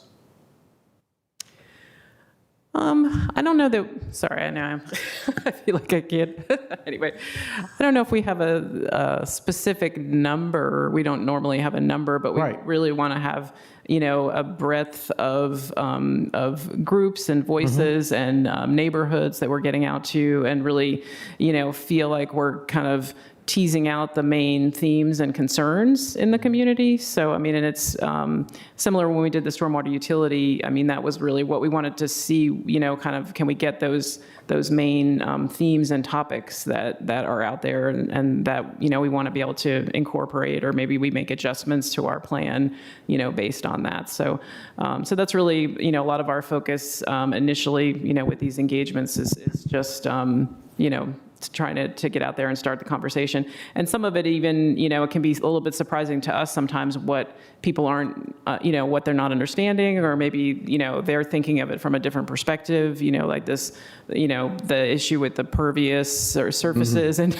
would that count? Like that wasn't something that was sort of right at the top of our mind. So those are kind of some of the examples of what comes out when you start these conversations, and then you kind of adjust as you move forward. So well put. Thank you for your time. Board Member Spain. To add on, as we were approaching the engagement for this study, knowing that, just like you said, we have a subset of the community that is very, very concerned about this, and then we would contend a much larger subset of the community that does not know. And so we knew that different members of the public would want to engage in different ways, and so an a la carte buffet. Do you want to just stay updated and have something come into your inbox, well, then you subscribe to Planning and Building e-News. Do you want to hear what the Planning Commission has to say about all this? Well, then we expect to see those folks at an LRPC. Do I want really engaged FaceTime with staff and to really get the full court press? Well, then those folks are probably coming to an open house. And so I think a goal and a theme in the engagement for the study is meeting folks where they want to be and providing opportunities to engage at the level of engagement that they want, and showing that awareness. You'll notice, my hope is that you noticed that e-board slide from my phone as we rode up in the elevator a couple of weeks ago. I said, watch this space, and so you can speak to your fellow board members and say, he means business. Thank you very much, Nick. Really appreciate that. I'll be watching. Thank you. Vice Chair DeFerranti, then Ms. Coffey. It's been a little while since I've particularly tried to give a textured thank you to the team.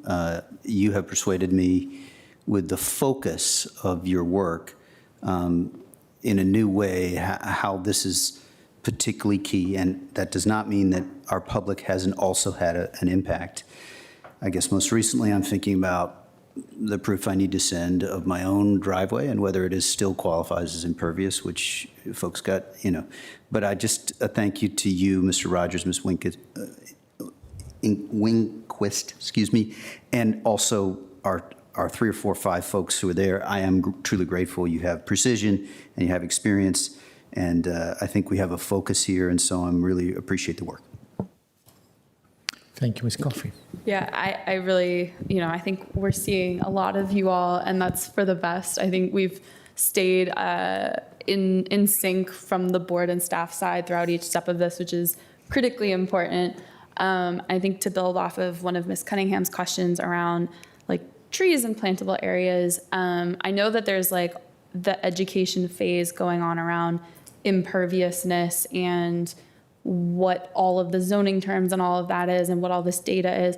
To what extent are we also incorporating some of the learning around what diameter trees need to be healthy and the depth of soil? Because I know that those things are really important for all of both the survival of the trees, but also the hydrology of what's happening when water hits our pervious areas, but also is not something most lay people or even most medium deep people in the subject matter are going to understand. But I think it's really important when we think through how much space do we need to be achieving our tree and stormwater goals.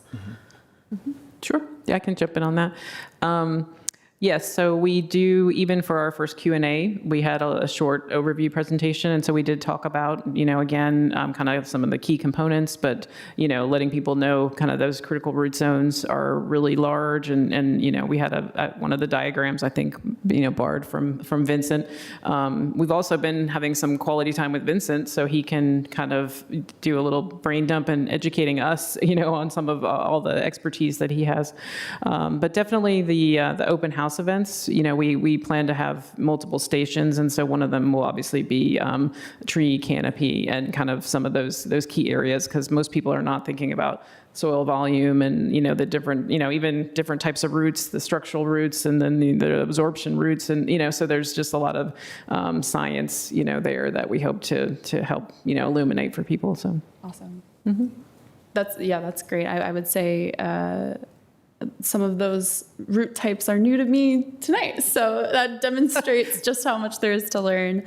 I really appreciate it. I think I will be doing my best to stop by one of the open houses. I think there's a lot for all of us to learn here, so thank you.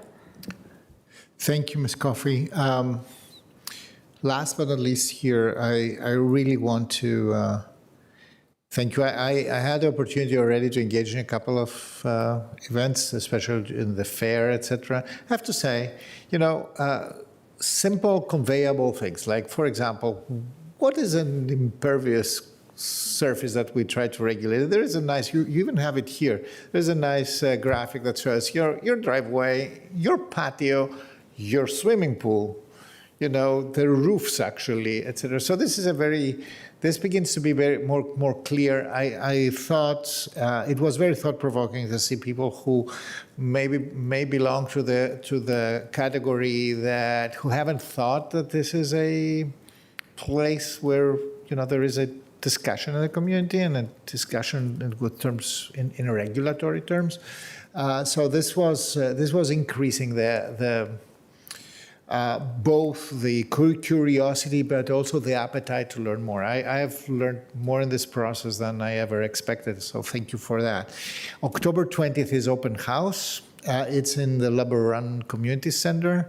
That's the first one. But you say also on slide 12 that there will be an online version of open house. So when is that going to be available? What's the format for that? Sure. So, I think we haven't exactly figured out when we'll debut that, if it'll be between the two open houses or maybe the second open house is November 13th. So, but sometime likely, in that time frame, we'll have the virtual version as well. And so people can view a lot of the same information, but we will have some questions that people can kind of engage with as well. So we'll have that virtual version available. And so we'll share more information as we get that get that all set up. But thank you. And again, thank you so much for the mapping tool. I think that judging from those who are most invested in the outcomes of the study, that they are already using it a lot. So that's a good thing. For everybody who doesn't know that, we have a mapping viewer. This is a tool that property by property, lot by lot, shows in green what is trees and vegetation, and in yellow what is actually a structure, and in white what is in between. So which is part of what we are trying to regulate here. Thank you so much for that. Colleagues, if there is no objection, we can move to the next one, which is Mr. Manager. Thank you, Mr. Chair, and thank you to Nick and Eileen. I'm going to ask Rana Abu-Ghazalik to come on out with Jen Smith and I think Anthony. She's going to provide an overview of our comprehensive plan update project and just a little bit about this. This is, our comprehensive plan serves as a long-term strategic roadmap for our community's growth and questions around our quality of life. And we're working on a new introductory chapter. And we're limited to how many pages? 1,000, I think. I'm just kidding. We're going to be working on the draft of that. And I wanted to give Rana an opportunity to go through in details, some of the details of what we're doing and some of the community engagement that's going to take place, that took place over this past spring and will take place over in the fall. And I'll turn it over to you to start us with the presentation.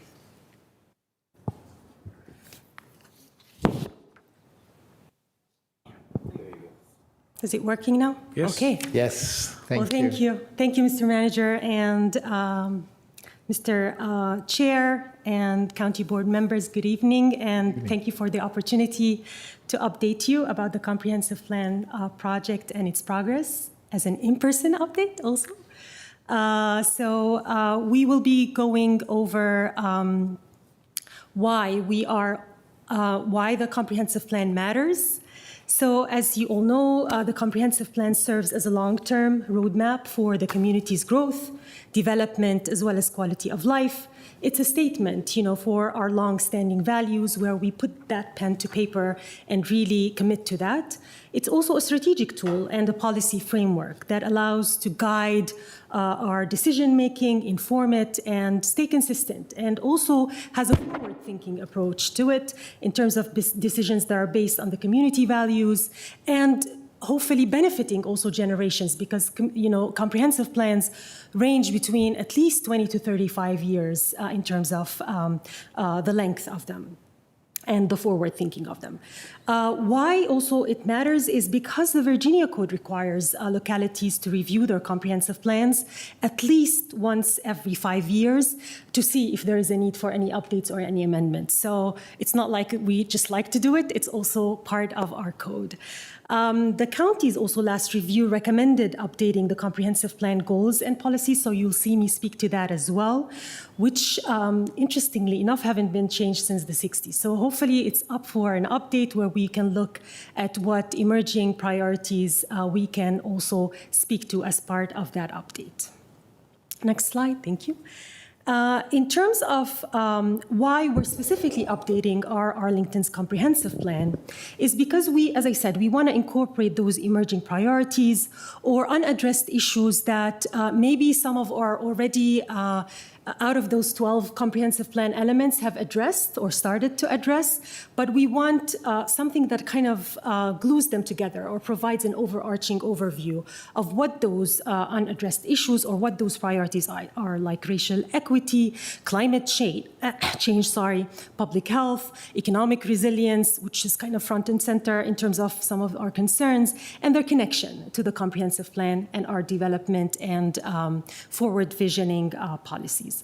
It's also about creating guiding principles that align with the community priorities and values that really put people first and allows us to, extract from what those needs are to provide those as policies in the comprehensive plan. It demonstrates how the 12 existing elements are connected also and coordinated, and how they contribute to the big picture of realizing Arlington's vision. So we have the vision to start with, then the comprehensive plan and any goals should derive from that vision, so that any actions or any policies carry through for any additional plans through the 12 elements or any operational plans as well. Next slide, please. So what this project, so let's see how, what the project will produce and how we are doing that. We'll have an introductory chapter. Every comprehensive plan needs an introductory chapter where we would give an overview of data about life in Arlington today, projections related to the future, an overview of the county's strengths, weaknesses, opportunities, and challenges that is both kind of anchored in statistics, but also derived from people's perspective, which we have been gathering input about. The guiding principles that also reflect people's lived experience, updating those so that they align with our community values and needs, and then an overview of how those 12 elements, as I said, work together, in addition to an outline, hopefully, for future comprehensive plan element updates and how that process would look like to allow us to align with those updated guiding principles. Next slide. So in terms of updating the goals and objectives with Arlington's guiding principles, as a starting point, we wanted to use kind of a regional standard in terms of the American Planning Association's principles as best practices for comprehensive plans that talk about various principles that, interestingly enough, do not deviate a lot from our vision. A lot of those keywords are already existing in our vision. Livable built environment, harmony with nature or sustainability, for example, resilient economy, equity and diversity, health and safe community, and responsible regionalism. So those APA principles as a starting point, coupled with the community's input and responses, will allow us to provide a tailored set of guiding principles for Arlington. Those 6, as I said, are starting points. There's room for suggestion of any additional guiding principles if those don't meet all of our needs, and we want to make sure that other things can be addressed. Next slide. So about those American planning principles, I'm not going to go into detail about those. I'll leave that, as reading material. But as you see those as part of the initial starting point where we had derived us from the APA, we're really looking to see how we can use those statements to inform what our description of those guiding principles, what we can add, what we can, omit from those, so that we reach something that is unique to us. And as I said, if there's additional guiding principles, we are getting input from the community as to what they think that principle would look like. Next slide. All right, so we talked about the what we are doing, the how we're doing it, and now it's the when. So I'm gonna kind of go back a little bit in time in terms of when we had started. We had started with the internal departmental pre-planning and workshop where we really asked our departments about their programs and activities and how they align with the current comprehensive plan and objectives. And we noticed some gaps. So it was kind of us trying to figure out what the problem statement is. Then we also tried to work on creating a tool called the Community Vulnerability Index Map that allowed us, based on several criteria, to look at the highest vulnerability areas within Arlington. And that really informed also our outreach efforts in making sure that we are inclusive of communities that don't normally participate or have barriers to participation, and really trying to work to get those communities to participate in our comprehensive plan update. In the spring and summer, we were busy with initial focus groups.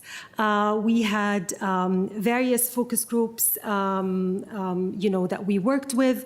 We had also our online feedback opportunity, and we also recruited 5 community liaisons who were bilingual in some of the top languages spoken in Arlington. So we're really proud of that as well.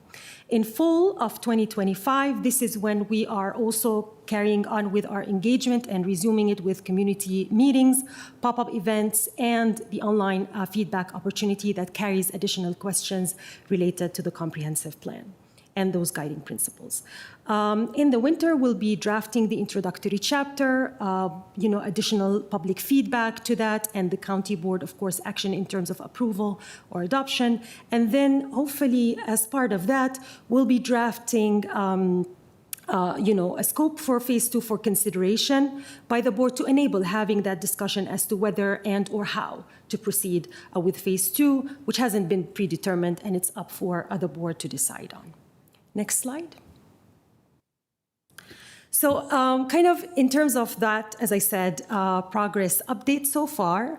With those focus groups that we started with, we met with African and Black and African American communities, Hispanic and Latino, low-income renters. We actually had one entirely done in Spanish, facilitated start to finish, and then people with disability, teens and youth, Middle Eastern group, and business and development community. We also had, as I said, the spring online feedback form, the recruitment of the community liaisons, where we required that they do at least a minimum of 20 hours of one-on-one outreach each. So hopefully that allows us to kind of dig deep within the community of people who are knowledgeable about how to interact and how to spread the messaging, which has been also translated into those main 6 languages spoken in Arlington. We also met with the Long-Range Planning Committee and had an overview of the plan, and even got their guidance on those initial guiding principles and the suitability and some of that feedback. Next slide. So in terms of those focus group meetings, just like a quick demographic update, we met with 84 people in the spring and summer, and had them equally kind of, 2/3 were about female, a third were male participants. In terms of age, you can see the majority between the 30 and 40 to 49, but we had good representation from the youth. We're trying to up also the participation of the 20 and 29, hopefully through our street canvassing or our larger community meetings. So we're looking for your support to help us do so. In terms of ethnicity, you can see Hispanic actually populations were among the highest percentages, and a good amount of diversity in those focus groups. And in terms of the languages spoken, where Spanish also has a good representation as well. Next slide.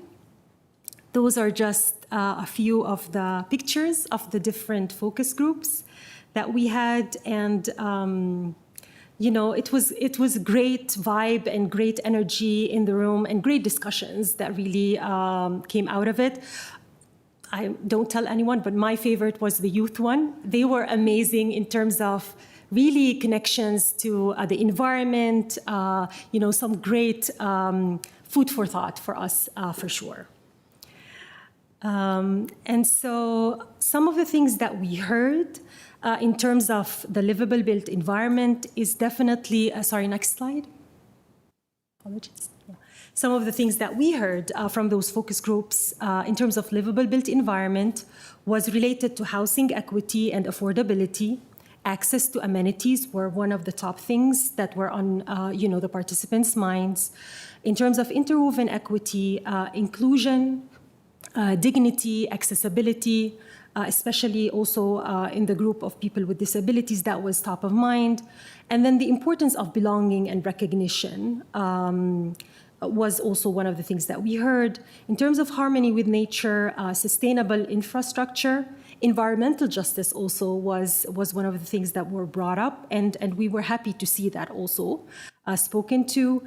In terms of health and safety, top of mind was safety in housing, schools, and public buildings and other buildings, crime and drug-free parks, and better safety for pedestrians and cyclists. In terms of resilient economy, people talked a lot about job access, training, and workforce development.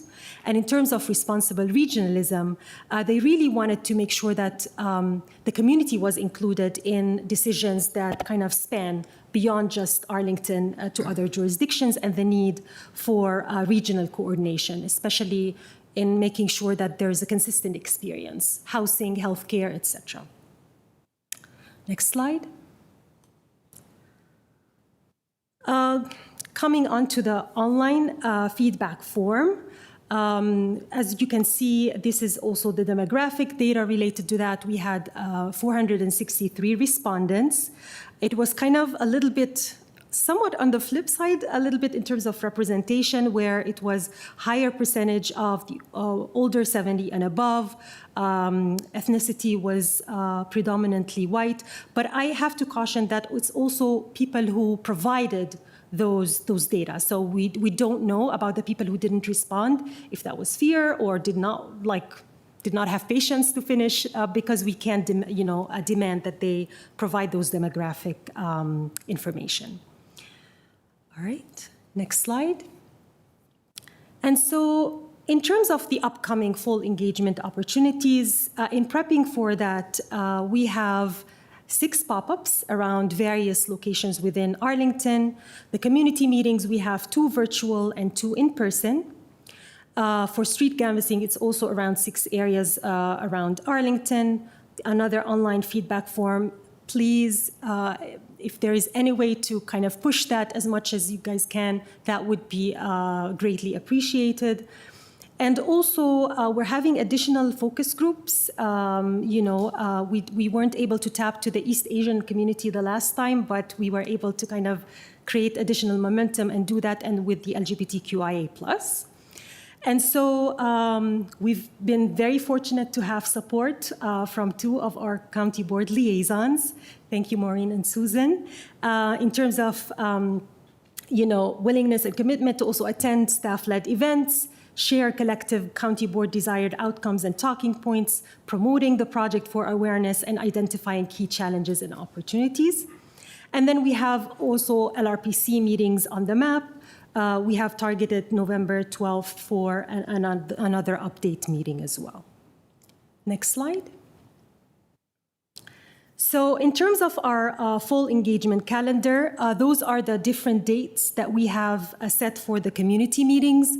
The third one that had the week of October 27th, we actually got confirmation yesterday, excuse me, that we will be able to have it on October 28th. So we'll update that calendar and share that as well. But you guys can look at our webpage for any additional details.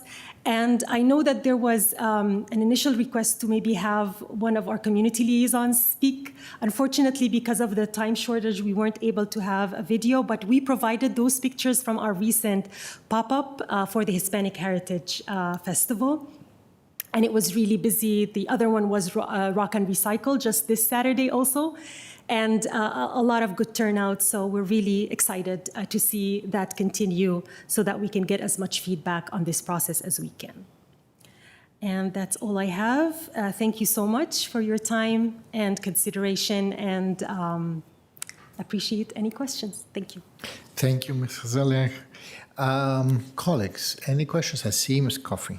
Yeah, well, I'll start not with a question, but with a huge thank you. I know that, Susan and I have met with you the team, not just you, Ron, but like the team a number of times, and it's been really great to see as feedback gets incorporated. I think that we are moving along, and there's a lot of moving parts here, but I think they are well handled and well coordinated. So I'm really looking forward to this. In terms of how people can promote the opportunity to get involved, I guess what, in your view, is the best way for the general public to share with, the people in their network and kind of utilize each other as messengers within the community?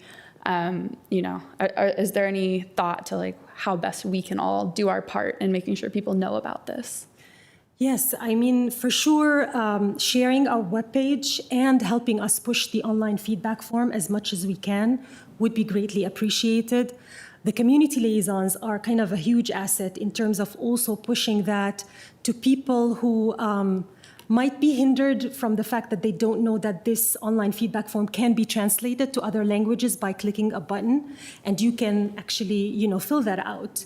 And so we're also having hard copies for people who prefer to do that in our pop-ups, and even, willing to hand that to our community liaisons if that's something that they prefer, and pushing that through all of our, comms team network to make sure there's no stone left unturned.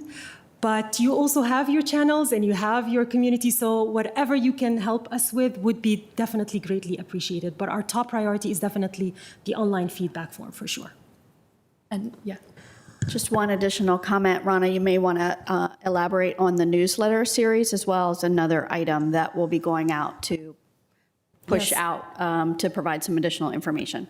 Definitely. So as part of also our pop-ups, we're asking people to sign up for additional information, and part of that would be our newsletter that we're hoping would kind of capture some of those guiding principles, explain what they are, and also direct people to fill out our online feedback form as well. So it'll be informative, but also pushing people to participate and provide input. Yeah, that's great. That sounds awesome. I'll pass along to colleagues for now. Thank you, Ms. Coffey. I see Ms. Cunningham's light. I would echo my thanks, and we're just getting started, but it's exciting to see the depth of engagement. I think the intent here is really that everyone is welcome, and we hope to reach all of the community to weigh in. I just want to highlight, I think we had some of this conversation verbally recently, and I wasn't able to get it back to you written out in time. But the people-centric guiding principles and sort of the idea of the guiding principles being new, I think is a stumbling block for some reading this the first time. Can you share a little bit more about that? I think the 1960 document has 7 guiding principles. Are we throwing them all out and starting over? Are we saying we're adapting them, revising them, or we don't know yet?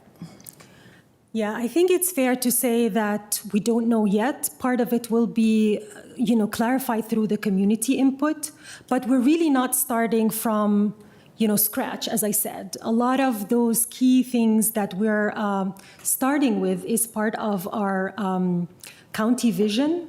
Some of it has been addressed in those current county goals and objectives, and some of them need to be addressed. So it should be a combination of all of those things until we reach something that satisfies everyone, or at least is a good compromise, because sometimes you can't satisfy everyone, but at least something that really, resonates with the community and adds to something that we're starting with, as I said, with the APA guidelines, but tailoring it to our needs and our priorities as well. Great, and I think it was page 6 in your presentation that you emphasized we're taking APA's current sort of best of as a starting point, but Arlington's, So special. always above average. So we will definitely, be refining them. And that's just a starting point for the conversation. It's not fully baked, and, that's the reason we're doing all this engagement. The last question I had was on page 7 of the presentation. You talked about phase 1 and phase 2. And I know the board has been really clear in directing that we are engaging on phase 1, and then we will be stopping, discussing, deciding the scope and charge of any potential phase 2. So I just want to highlight that, this is one notion of kind of where phase 2 would start, but really in the winter, we'd be expecting to kind of stop with phase 1, get ideas, recommendations, additional questions, and then as a board, we will provide additional direction and charge about whether and when to move forward.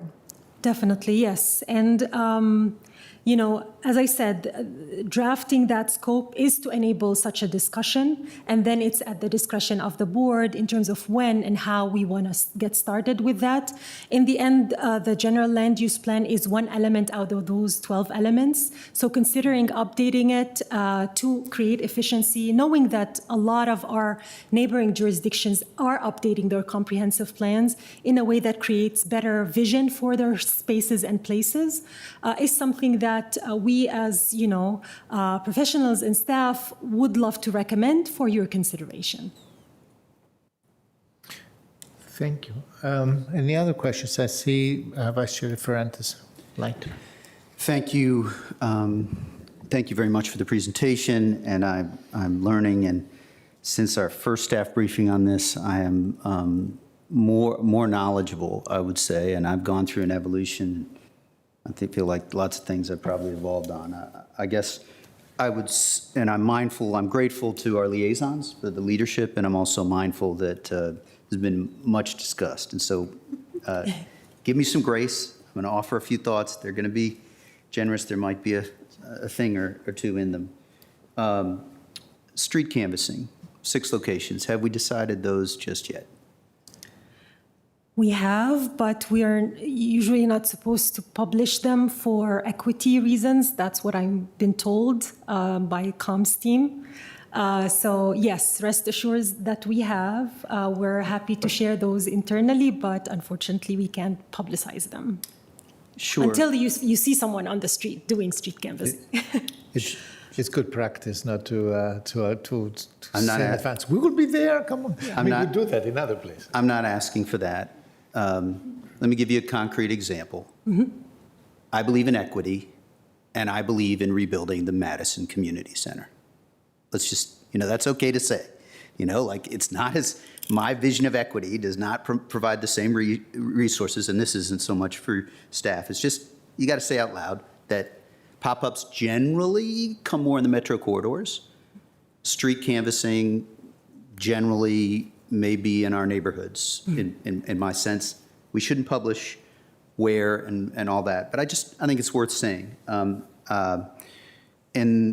so then I'll go on record if I see the locations, colleagues will know that I have plenty of opinions. If there's a community engagement session that is deep in a single-family neighborhood, I will go and listen. I'll just say that, because these 2 locations are great locations. They're more accessible than many locations.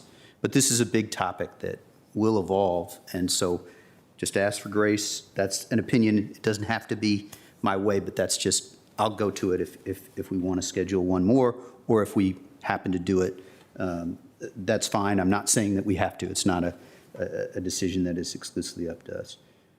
As board members, it is a shared, and our liaisons are lead in point, but I'm a board member, and maybe I can have an opinion on that. When was the GLUP started? Just out of curiosity, it was either 1960 or something. Was it 1960? Yeah, 1960. So 61, I think there's it was. one person I listen to and respect who points out that the GLUP was made before any one of us was born. Anyone on the board was born, right? And I respect that view. In 1932, there was a policy that was made, and that is well before any one of us, the board, was born. And we love that policy. It's how we're governed. And it was made for some good policy reasons. I'm just saying that now that I'm getting old, not all old things are terrible. And that doesn't mean I don't want to change the club. And so just asking for a little grace. You know, there are different perspectives, different policies. And then I'll retreat from quirky opinions and just say, phase 2, I'll join Ms. Cunningham. I am not sold. I'm a skeptic.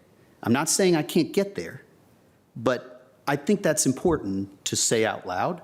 And I'm not saying I'm per se going to be against, but I just feel that that's an important thing to share. And I hope that, you know, that's a lot of comments. Our police officers, in addition to our sheriff's deputies, have been waiting a long time. I hope those comments are reasonable to share and not too over-caffeinated. Thank you. Thank you We so much. have I see Mr. Spain. Mr. Vice Chair, you need some grace? I wouldn't.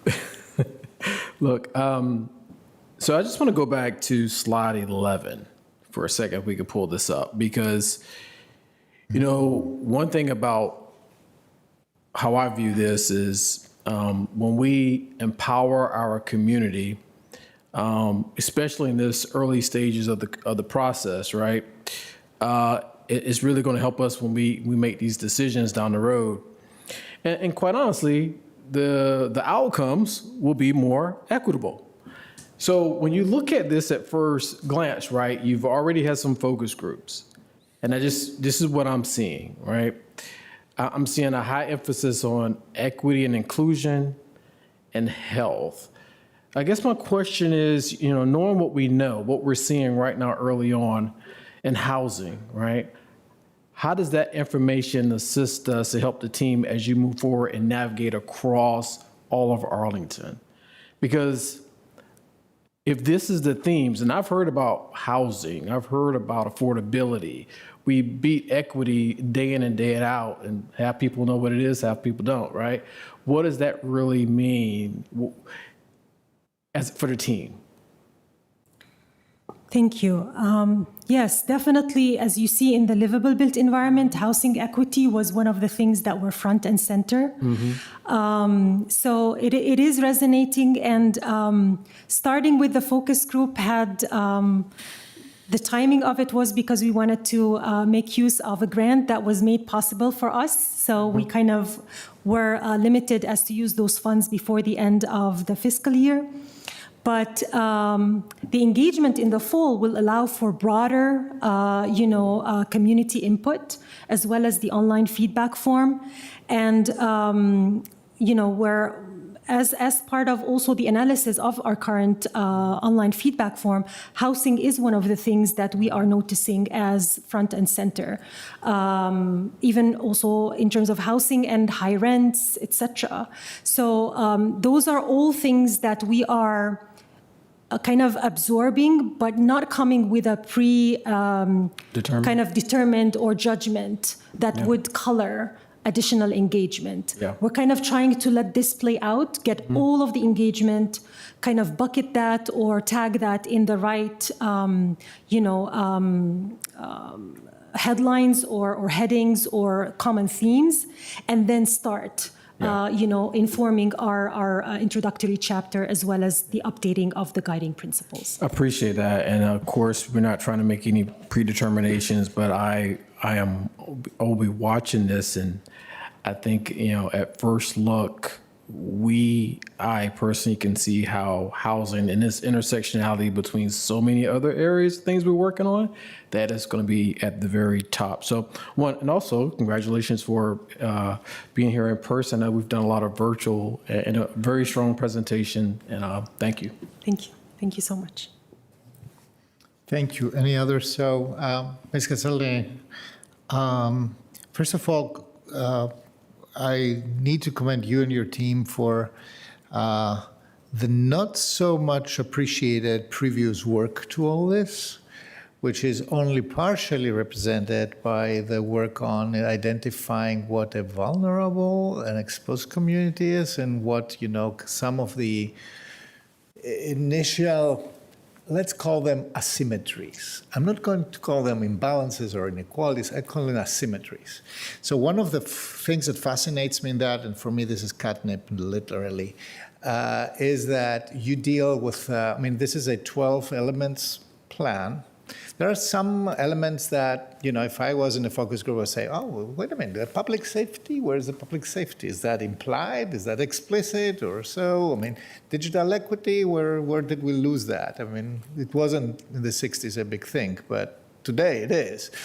We just talked about that. So I think that you're throwing a lot of elements. Some of them we have really updated them relatively recently. 9 out of 12, according to my count, right?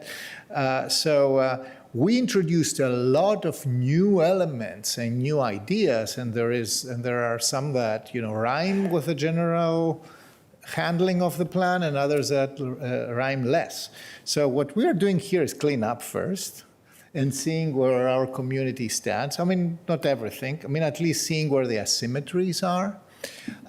Because they come back to bite us if we let them fester, right? Take, for example, food inequality and, food insecurity or, transportation plan issues or affordable housing issues, etc.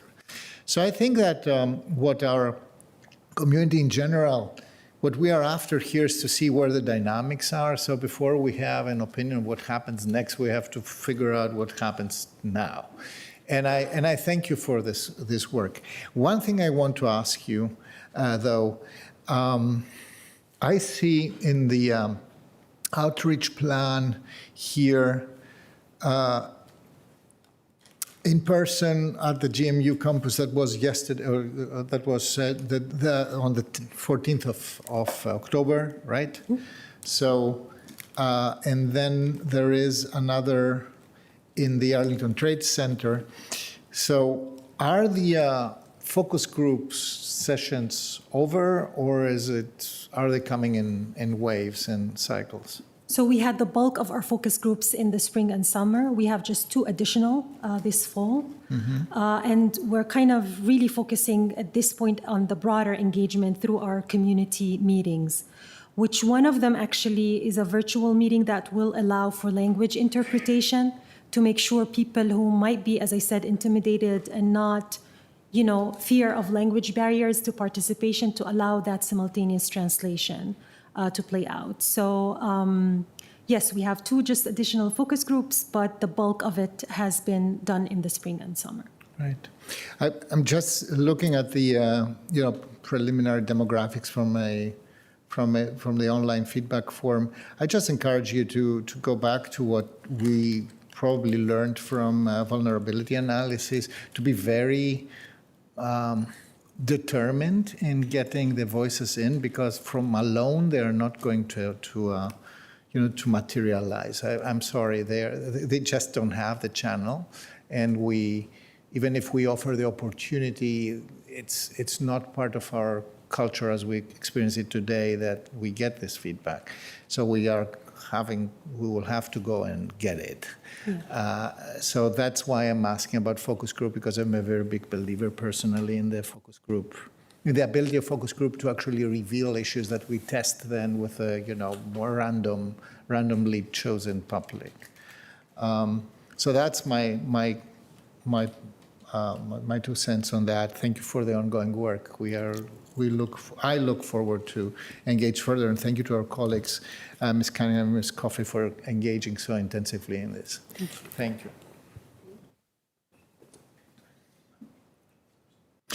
Thank you. On to the next one. I feel like we should ask Anthony a question. Yes, Anthony. But we'll save it for next time. All right, so I'm going to ask a few people to come up here. because we want to talk about nightlife, I appreciate the board waiting till 6 o'clock. So much That was very appropriate of you. You have exquisite timing. We make everything we can to end these board meetings at a time where we can experience nightlife one-to-one. Right. So, you know, I had a lot of fun today. I went back and listened to the conversation we had in May about nightlife in Clarendon. And let's remind everybody, 8 months from May, which is January, we're going to come back, at least for 4 of the establishments, and talk a little bit about how they're doing. I did promise, and I think a midway point check-in about how we were doing on the steps that we had suggested about taking on enforcement. So you have no idea how excited I am to introduce Mo Rouse, who is sitting behind me. Mo's been one of my heroes for many years. And I also have Aaron Miller, Lieutenant Riccio is with us. We have Deputy Chief Vincent. We have Captain Canigliaro up there in the front. They're going to be the backup. But I'm going to turn it over to Aaron. Do I want to turn it over to you to start with an introduction on how we're doing on enforcement and nightlife detail? Yes. Good evening, everybody, and thank you for having us back again. As the manager mentioned, since we last saw you, we have made a number of advancements in the plan that had been laid out. Top of the list there is we have hired for the fire marshal position that was funded. And the fire marshal has been a valuable contribution to the nightlife detail, as the police department can attest to. Along with that, we have continued our regular combined enforcement action with zoning and ISD officials joining our police and fire marshal out in regular intervals and visiting establishments on a regular cadence. And so they've been out for a number of weekends and been able, I think, to really correct any issues before they become major problems, enhance the safety of the community. And as the manager said, we are very excited to have Mo come on board with the Business Outreach Unit. And so I'll have him introduce himself, and Sergeant Butzner is back there too. And they can tell you a little bit about what they've been up to. And again, we'll be back in a few months with some more details. Good evening, County Board Chair and County Board members. Sorry. Maybe I need to push back a little bit. I'm kind of overmodulated. As everyone stated, I am Mo Rouse. I'm the co-lead with the Business Outreach Unit with Corporal April Robinson. Together, we oversee the Business Safety Initiative and the Arlington Restaurant Initiative. With my background in tourism and hospitality and Corporal Robinson's extensive experience in law enforcement, we are dedicated to reestablishing and strengthening our connection with Arlington's business community. As the Arlington Restaurant Initiative approaches its 10-year anniversary, we're using this milestone as an opportunity to enhance the program by using technology and bringing on new programs to enhance safety. We're reconnecting with our partners to gather input and identify ways to involve ARI both for this year and beyond. Our continued focus on the rebuilding trust and fostering strong relationships with restaurant owners, managers, staff, and security teams. Our intent is to prioritize education on key issues impacting businesses, reinforcing the department's commitment to supporting private establishments in safeguarding their employees and patrons through a variety of training, opportunities, and safety programs. As we continue to rebuild, our focus remains on strengthening our partnerships with key community stakeholders, including the Roslyn Bid, Boston Bid, Clarendon Alliance, the Langston Boulevard Alliance, Columbia Pike Partnership, National Landing Bid, and the Arlington Chamber of Commerce. At the same time, we are also working to establish a strong collaboration with internal county partners such as Public Health, the Arlington Fire Department, Code Enforcement, Zoning, and other department agencies, as well as Virginia ABC Authority.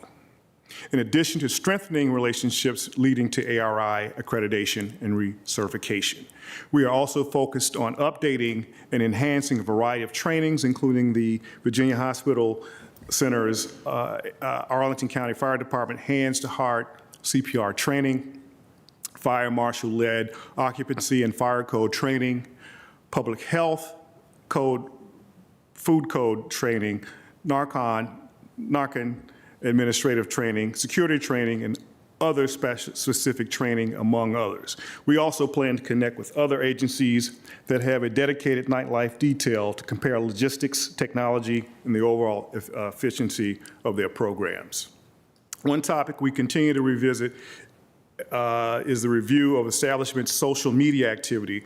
We're working closely with Leslie Pelzer from the special events team to stay informed about upcoming events and promotions. This collaboration helps us maintain open communication with county staff and restaurant owners, allowing for proactive engagement and partnership.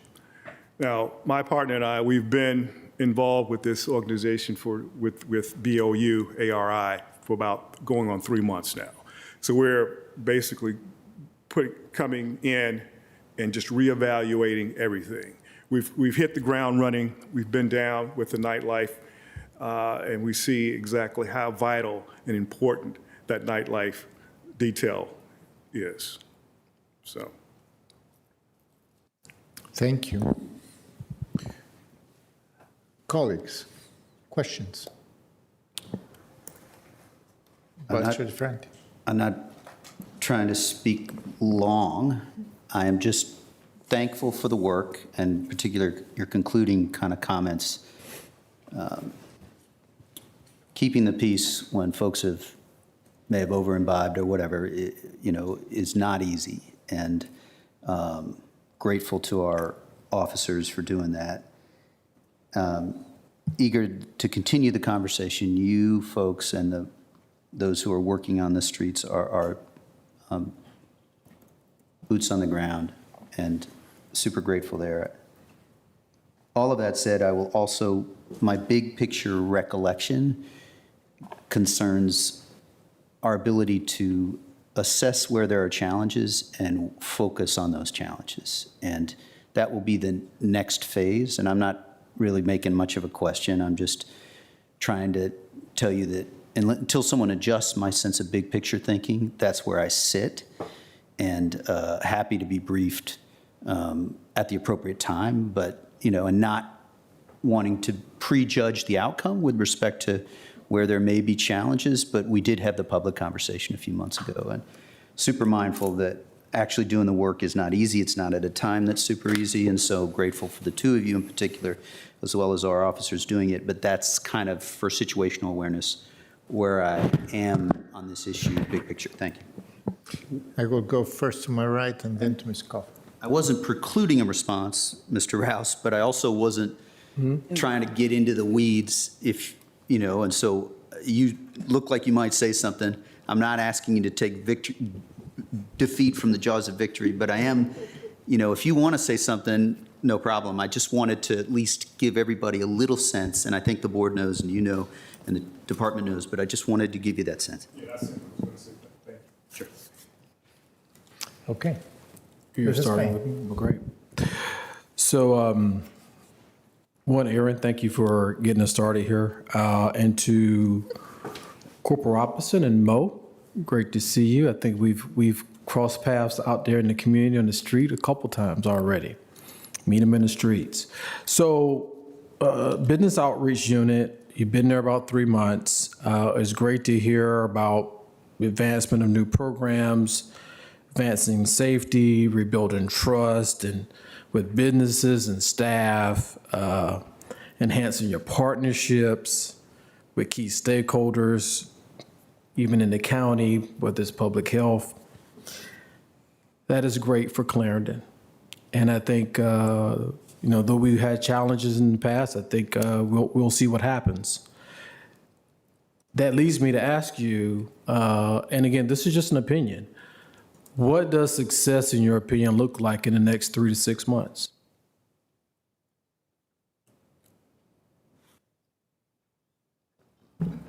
Yes, for me and my colleagues, just making sure that we are on point with the training, reestablishing the training for all of the restaurants and businesses that we're involved with Clarendon, not only necessarily Clarendon, but that could be Roslyn, Crystal City, National Landing as well.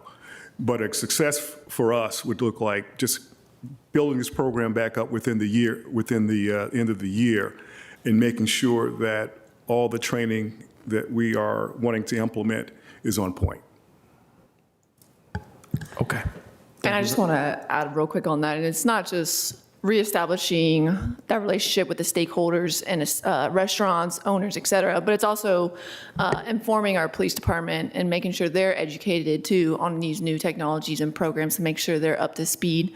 Because we want to be kind of a joint effort, right? We want to be able to inform these restaurants of these new trainings, but we also want to be and prepare our new officers who are working the streets. Yeah, I think with the businesses, and we all know quite a few of them, I can't tell you how many times businesses have reached out, or owners have reached out to me and say, JD, I have an issue X, Y, and Z. And I'll tell you, ACPD, Deputy Vincent and the chief, you've been very responsive in so many ways. And I think establishing those relationships, right? And there's a lot of business, hats off to you, good luck. There's a lot of businesses to go out there, not just the bids and the partnerships, but it's a challenge. And I think it's also about manpower, personnel, right? Are you right sized to do the robust work that's going to be required to establish these relationships and build, whether it's trust and enhance that and for the short and long term. So I commend you. Thank you. And I look forward to monitoring progress on this. Okay. Thank you, Mr. Spain. Ms. Cunningham. I think I have two questions. One is picking up on the manpower question. We are all grappling at all times with how to get you guys home to your families to get a little bit more sleep, because there are not enough public safety professionals in our country right now. How are you treating, kind of the revitalization of this initiative? What metrics will you be looking at for whether this is the best place to put an hour of our public safety time or someplace else, kind of the trade-offs and the cost benefit?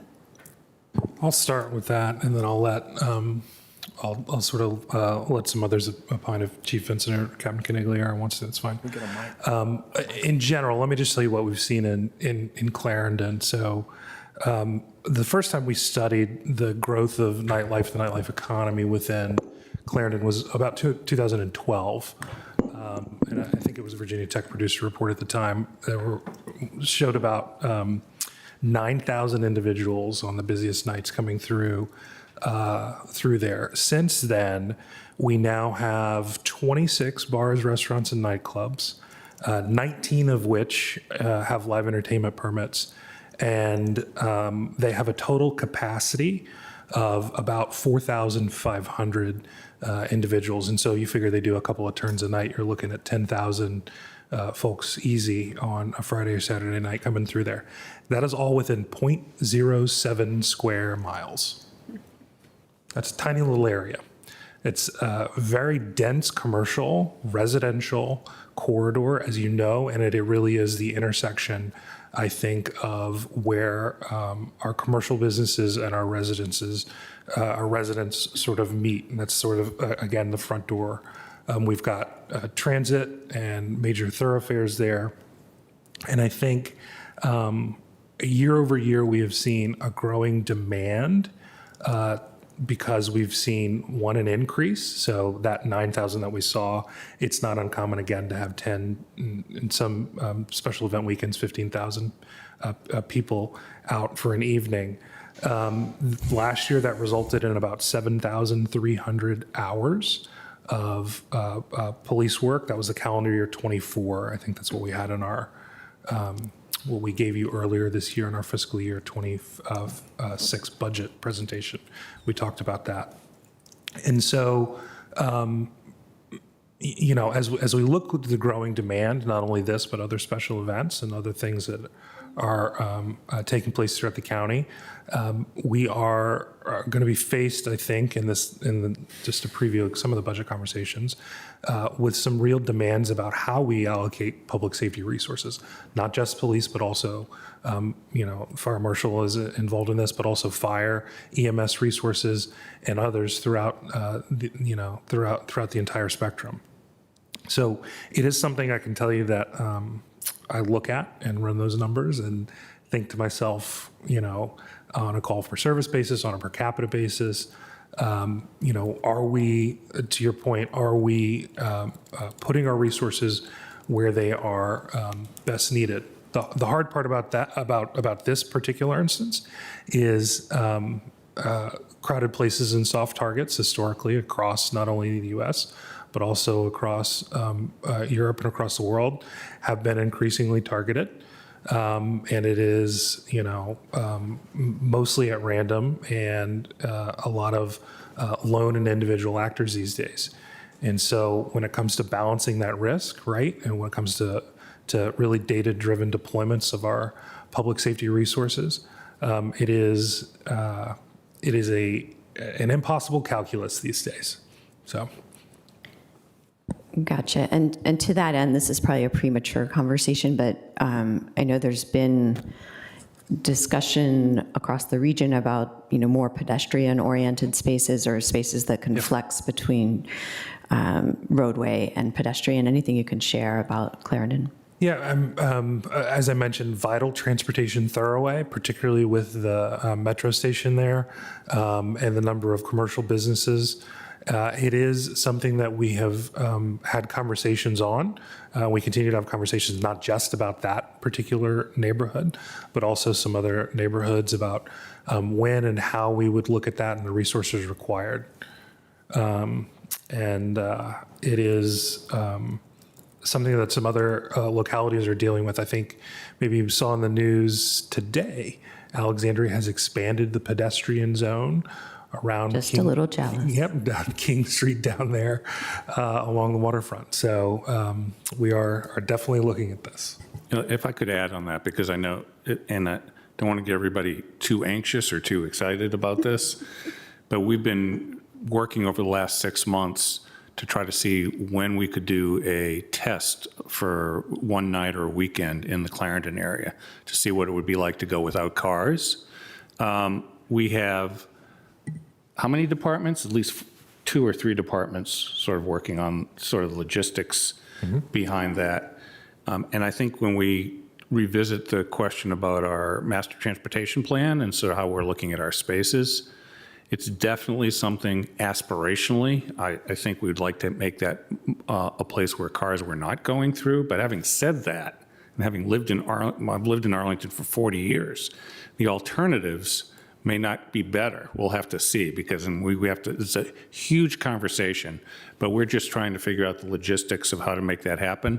So before people get too concerned about it, we will have multiple conversations with you and in public before we ever do anything like that.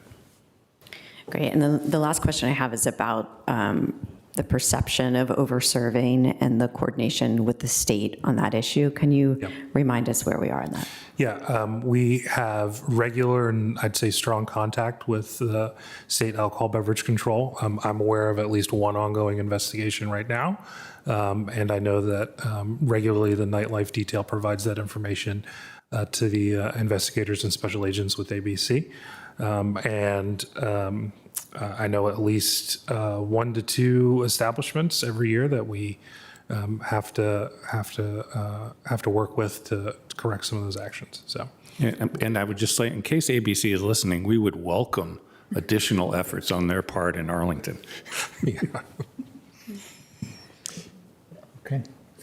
Ms. Coffey. Yeah, I'll add a challenge on the over-serving element is also because of the location in a densely residential area, is it may not be that the over-serving is occurring at an establishment as much as at a residence prior to going to the establishment. And so there are some complications in who and how that can be enforced, because people who heavily drink prior to going to a bar may not appear overly intoxicated until perhaps an hour later, even if they have not consumed anything additional at the establishment. So just add that as a new layer of complication in addition to all the other layers of complication. My question is really on, I know the community and the neighborhood are really invested in trying to find a way forward here. Mr. Miller and I have developed wonderful relationships with a couple of constituents who regularly write to us, and we work to respond as rapidly as possible. And, I find myself sending many screenshots y'all's way, but, what is the best way? Obviously, we're trying very hard to move to more proactive enforcement such that people don't have to be getting in touch with us. But what is the best way for community members who are experiencing either, an acute, we need something to be done tonight, right now kind of issue, or more of the chronic, we're noticing over time that this continues to be an issue. It might be call the same place or go to the same place. It might be that those two situations have different places that they should go, but how should the community, when they do have concerns, get in touch? Sure. First and foremost, anything that is an emergency, obviously call 911. Second, if you are a resident or you happen to be out and you see something, find one of the officers on the nightlife detail. They're visible. They have static posts as well as roving, and their job is to be visible. So stop them if you see anything of concern. Always remember the non-emergency line as well, 703-558-2222. For those things that are not emergent, that is 24 hours a day. So noise complaints, anything like that, I can assure you that those get passed along, and that the shift lead of the nightlife detail or those who are working go and follow up on those with the establishment. We try for compliance first. We ask nicely, try to get them to turn the volume down, et cetera, whatever the issue is. And then from there, like last weekend, I know some violations were sent over to code enforcement to send out. So. And if I could just mention, looking back at the conversation we had in May, I'm glad that Mo and April are involved in this. Many times there's big staff turnover at some of these establishments. And sometimes they're going out and hiring people to promote events that simply don't know the rules. So this education campaign and the training will, I think, go a long way to addressing some of that. Not all the way, but will go a long way towards it. May I say something to that? I think in addition to not only having new staff turnover, but we also have several businesses that are going to be starting soon. I know Mo or Corporal Robinson can speak to that a little bit, but we have several bars that are going to be coming open here in the next couple of months. So it's vital to us that we get them trained as well. We begin that relationship building with them so they understand what our culture and what our expectations are as they move forward with their business. Yeah, so we've got Nettie's, it's now opened. We've been in touch with Nettie's, and we also have been in touch with Bo, that new establishment that's coming on board. So we've been checking because originally they were scheduled to open on the 4th. They're not open. They were scheduled for a soft open this week. They're still working on it. So we're continuing to follow that because it's going to probably change the dynamic of how we strategically place our offices. Great, thank you. That's very helpful, and we look forward to continuing to work with you. And as liaison for the Clarendon Alliance, I am a resident of the Clarendon neighborhood. I am around and here to be helpful, in the other direction as well. So please, anytime you want to loop me into something, I'm happy to be a part of it. Thank you. Just to remember some old habits. Ms. Coffey would be the night mayor of Turn. But these are parts of the conversation we had back in May.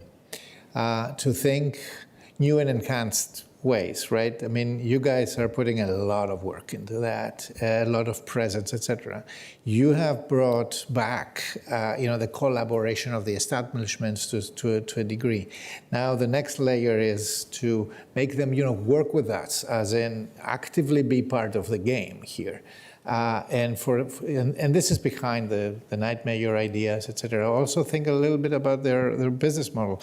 One of the advantages of opening some temporary pedestrian places. We don't need to, we don't need to overthink that. I mean, it's temporary, and it's as a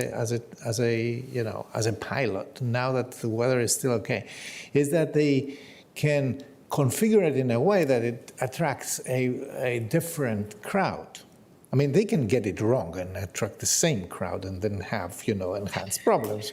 But here we are, knowing a little bit better now how we can do that in a different way. It's not really rocket science, and it's done in many places, and it works. And then you have like these layers of responsibility: the night mayor, the group of individual restaurants who actually self-patrol sometimes, etc. We've seen that in other places, right here in this region. So I commend you for the work. I mean, it's difficult, but I believe that's moving forward, and thank you for this. So I see Mr. Spain. Yeah, I just want to circle back to something, Aaron, you stated when Board Member Cunningham was having a conversation. We're talking about briefly the footprint in and around Clarendon, the 9,000, some up to 10,000, and you also referenced something about soft targets. I'm assuming that presence can be a deterrence. Is there a threat assessment for Clarendon? I mean, you kind of mentioned, you said soft targets, and I just want to understand that, like, I think I understand it, but to the folks that are watching the list, what does that mean? Yeah. Well, anytime that you've got a combination of an area that's widely publicly accessible, where you have an infrastructure that doesn't necessarily keep pedestrians and vehicles as separated as it could be, you have the potential there for what we have seen again across the country and unfortunately across the world, where individuals will use a vehicle in a ramming attack. To answer your question about the threat assessment, what we have seen over the past 2-3 years is a growth in that particular attack type as being a lone wolf and being very difficult to predict. And as such, one of the recommendations that continues to come out of the law enforcement community is to regularly assess any areas of vulnerability where you've got a lot of people gathering and where you have high potential for a pedestrian vehicle interaction. And so whether that is, in this instance, a nightlife area, or whether that is what we saw in Germany last year, unfortunately, at a Christmas market, for example, what we saw in New Orleans earlier this year down Bourbon Street. And so those are the types of things that we pay a lot of attention to and digest a lot of after-action reports and do a lot of coordination with our regional partners on how we continue to look at these vulnerabilities in areas. Thank you. Thank you. Thank you. The next one. So we stay with the general theme. Yeah. So as we're making a transition, I will do a plug very quickly. On September the 27th, if anyone would like to join the fine members of the Arlington County Police Department, September 27th from 11 to 2 at the Metropolitan Police Department Academy on Blue Plains Drive. There are 26 or so, there's more than 24 law enforcement agencies coming together for a law enforcement career fair. Everyone from the Arlington County Police Department to the Anne Arundel County Police, Metropolitan Washington Airports Authority, even the DC Housing Authority Police, Northern Virginia Community College, anybody and everybody. If you're not a good fit for us, we want to see you somewhere within the region because that makes everyone stronger. You could be at the Pentagon Force Protection Agency, you could be here in Arlington, you could be at American University, it doesn't matter. We would love to see those interested in a career in law enforcement. Although I do have to say, obviously, Arlington has the best benefits, the best people, and it's the best place to work. September 27th, 11 to 2, MPD Academy. I like to always confirm with you guys that that's 11 a.m. to 2 p.m. because usually we see you at 11 p.m. to 2 a.m. 11 a.m. to 2 p.m., you're correct. Okay, just checking. It is not part of the nightlife. Yeah. Thank you. Thank you, guys. One of the, do you want to? Yeah. We had one other, well, we have two other items, but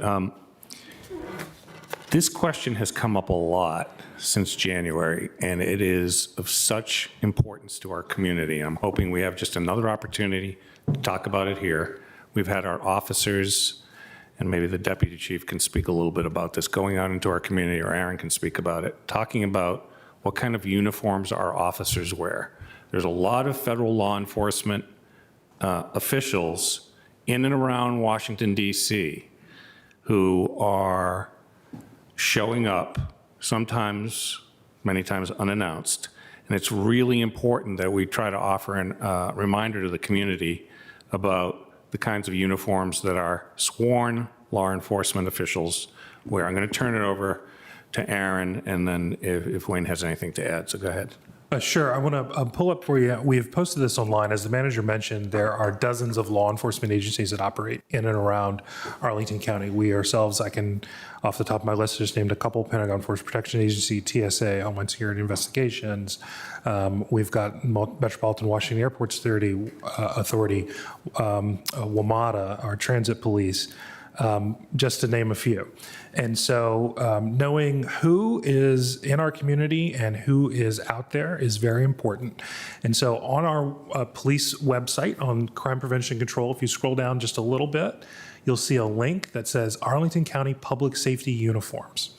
And this, we created this handy guide to display the Arlington County Public Safety uniforms. Excuse me, it's both in Spanish and English, and we've distributed this to a number of our community partners. I just want to sort of highlight a few things that are very particular about the Arlington County Police Department and our fire department. First and foremost, what you'll see there is the blue patrol uniform at the top of the page of the Arlington County Police Department. All Arlington County Police Department patrol officers will have a uniform that looks remarkably similar to this, and there are two identifying features that the chief has in his directives that are very important to point out. One is that on the outermost garment, there is a name tape with the officer's last name. So on the outermost, and you can see it sort of here just on there, the officer's right on your left as you look at it, it'll be a patch that has their name tape on it on this particular patrol uniform. And as well, the Arlington County badge has to be on the outermost torso garment. So in this instance, this is on the vest that they wear on patrol. That Arlington County badge clearly says police and Arlington County at the bottom of it. And then you'll see on each one of their shoulders, the left and right, both for the uniform, the police patch that says police and Arlington County on it. If you look towards the bottom of that page, you'll see the canine uniform. So we do have specialty uniform within the police department that individuals may see, and this is our canine as well as some members of our tactical teams. But similarly, outermost garment required to have the last name, the Arlington County badge. It's in a like a rubberized version, as well as the Arlington County Police Department patches on each shoulder. To the bottom right, you'll see the dress uniform, which is what you saw Corporal Robinson as well as Deputy Chief Vincent and Captain Canigliaro wear. Similarly, on the outermost garment of this one is the metal badge. So the metal badge is worn on the shirt. And again, in place of a printed name tape or Velcro name tape, they actually have a metal name tag that has the last name on there. And again, on each patch, on each shoulder, a patch that says police in Arlington County. So just a few highlights there. The Arlington County Police Department, by policy, requires that on the outermost torso garment, i.e. the shirt or the load-bearing vest that you'll see a patrol officer wear, there be a name tape with the officer's last name, as well as the Arlington County Police Department badge. Makes it easily identifiable. If you'll scroll to the next page, we also did the fire department so that we could make sure that individuals in our community could understand the distinctive uniforms that our fire department wears. Our emergency medical technicians and our firefighters, of course, if they're on the scene of a fire, you'll see them in bunker gear. The back of that bunker gear says Arlington, as well as their helmets, they say Arlington on them. But at the scene of a medical call or otherwise, you'll see them in this blue uniform. Again, name tape on the right chest, so on the left when you're looking at the individual, and then on their left chest or the right when you're looking at the individual, it'll say their position or the function that they work. So for instance, that one will say firefighter paramedic, or it'll say fire EMS, or it might say battalion chief, et cetera. At the bottom of that page, we do have sworn law enforcement individuals in the Arlington County Fire Department. That is our fire marshal. Similar to the patrol duty uniform, they have a load-bearing vest that, again, has the last name, the Arlington County Fire Marshal badge, and then on the left and right shoulders, again, the Arlington County Fire Department patch. And so clearly labeled Arlington and clearly labeled as the fire marshal. And then last but not least, I wanted to showcase the Arlington County Sheriff's deputies. Again, we have actually 2 sheriff's deputies wearing the deputy uniform right now. Similar to the police department, there's a load-bearing vest in the as the outermost garment that many deputies wear when they are out. They have on the left and right shoulder the Arlington County Sheriff's Department patch. Again, easily recognizable. It says Arlington County on there. And then on the front of the load-bearing vest, name tape, as well as the Arlington Sheriff's Department badge. On the back of their uniform, it says sheriff. So you can see that on the back of their load-bearing vest. And then again, if they may be wearing the black jacket, you'll see that represented as well. Similar to the police department, Arlington sheriffs wear green for the canine uniform, but the same thing applies. Badge on the load-bearing vest clearly delineates them as an Arlington sheriff's deputy, as well as on each shoulder says Arlington County Sheriff. And then again, just like the police department, the dress uniform here is a brown shirt with the dark trousers, but it does have, again, the metal name plate, as well as the metal Arlington Sheriff badge, the deputy badge, and on each shoulder, the insignia. So to sum it all up, Arlington County officials, whether they're in police, whether they're in fire, whether they're sheriff's deputy, on the outermost garment should have a name tag or name plate identifying their last name, as well as an Arlington County badge, whether that is the police department, the fire marshal, the fire department, or the sheriff's department, so that they can be easily identifiable as an Arlington County public safety official. Happy to answer any questions for you. Again, this is posted online, and we've distributed this to countless community groups. And this is one of the Community Engagement Division's regular sets of handouts that they make sure that that folks have for them. Thank you. Ms. Coffey, I see your light. Yeah, so, where you started was there's a lot of law enforcement presence in our region at this point, not always our people. And, I think I just want to confirm that as residents or even passersby, may encounter something that appears to be some form of law enforcement, but they are unable to identify it, we want them to call us and let us know, right? Because it helps us have a record of anything that might have happened. And it also lets us confirm to the community, what we know about the situation, right? So we want people to call. I think there's been a lot of instances where things get circulated on social media or text messages or whatnot, but we have struggled to substantiate through official records that we've received any information on the situation. So do you have guidance for the community? The easiest thing to say, and this is what I'll always say: if you see something, say something. If something looks suspicious, go ahead and call. It's the public's the public report it, and we will sort it. That's the easiest way to say this. And I can give you a good example. Several years ago, we had somebody who witnessed what appeared to be a kidnapping.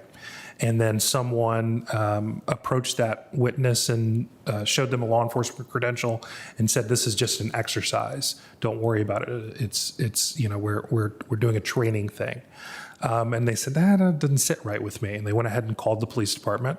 And the police department, through investigation, did confirm that it was a federal law enforcement agency conducting an exercise, but we were unaware of it. It was a training, and we were unaware of it. We had a frank conversation with them and also reassured our community member about that. But that is, again, if you see something suspicious, go ahead and call, and we are happy to sort those things out. Great. Wayne, yeah. Yeah, I would totally 100% agree with that. I'll also say, too, that in most cases, but certainly not all, when other jurisdictions come into Arlington, and certainly when we go into the jurisdictions, if we're doing some kind of police action, we will, under normal circumstances, almost routinely for us, will notify that jurisdiction and let them know that we're there, and in fact ask them to send one of their units to us.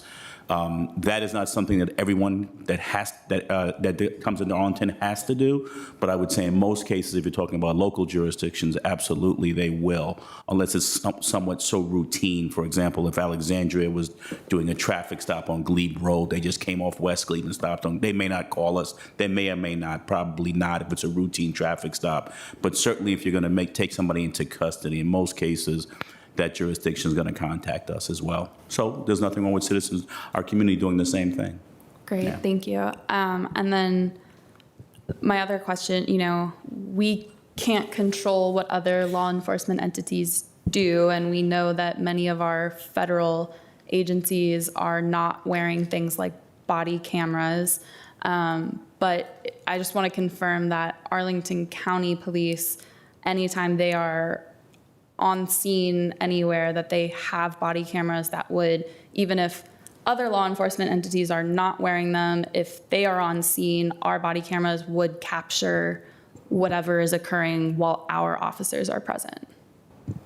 That is correct. By policy, yes. If we're on scene and we're interacting with anyone, the officers are going to put their body cams on. So that is correct. Great, thank you. Gesundheit, Mr. Cunningham. So, Ms. Cunningham and then Mr. Smith. If we could put the uniform pictures back up, I think the canine uniform in particular is one we've heard questions about from community members as they're trying to differentiate from federal law enforcement. I'll give you a minute.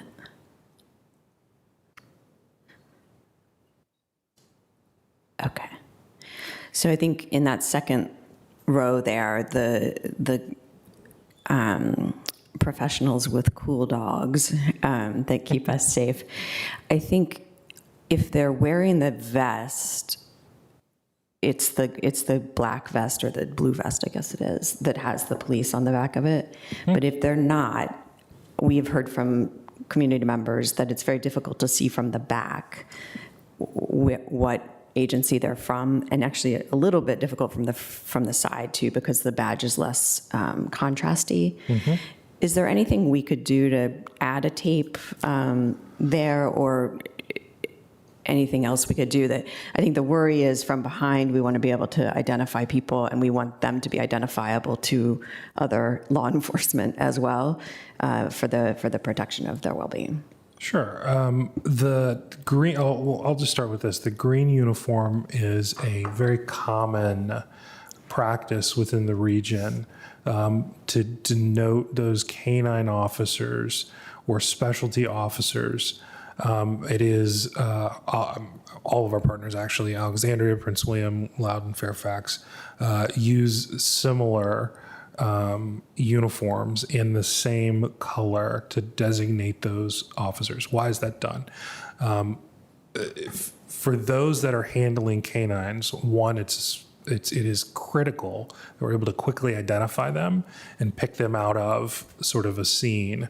And it's also very crucial for the other officers who are on a scene to be able to say, okay, that's the canine handler. I need to be, in some instances, for those that you need to be behind them so that that canine is not picking you up in a scent instead of what it's maybe looking for, or the bloodhound that's trying to find the lost kid or something like that. And so that's sort of the purpose of the green, and that is the sort of underlying interoperability that we have within our within our public safety systems. Just to sort of explain why it's a little bit different. But yes, it should have, again, on the arms as well as the badge on the front. The back should say, but just like the sheriff's canine says, a police canine on it. And we are constantly taking feedback to be able to figure out how we can make sure to let the public know that we are Arlington, and we're the Arlington Police Department or Arlington Public Safety Team, and not be confused with one of our other law enforcement agencies in the region. So, thanks. Do you see the point, though, that the contrast on the back, if you're not wearing the vest, is not, it may say police there, but you can't tell? Yeah, it is a Velcro patch. Okay. It's turned a little to the side there, but we can actually get a better picture of that to be able to show the contrast that's there.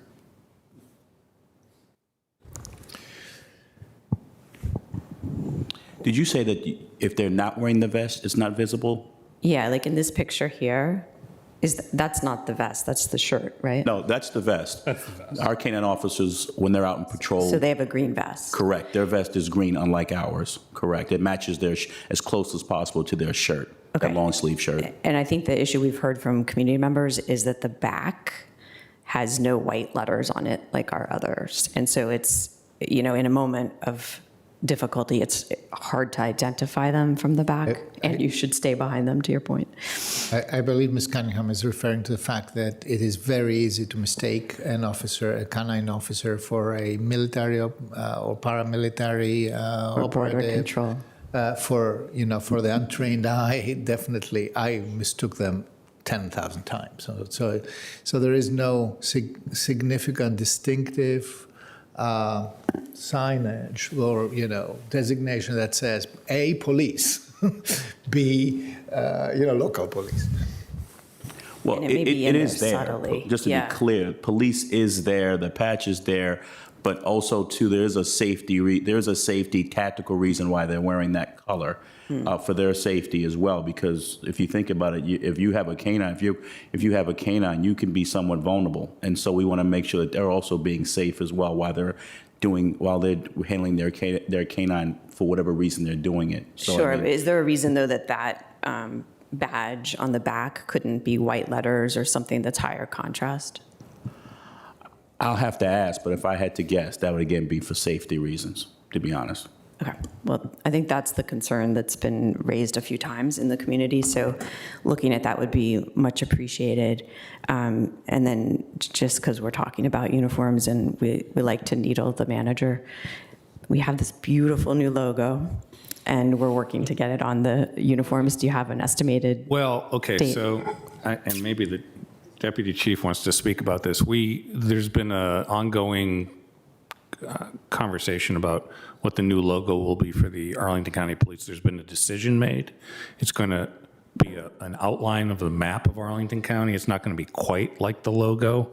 And as uniforms get replaced, and when they get replaced, and you can speak to that better than I can, Wayne, that'll show up. Did you want to add anything on that?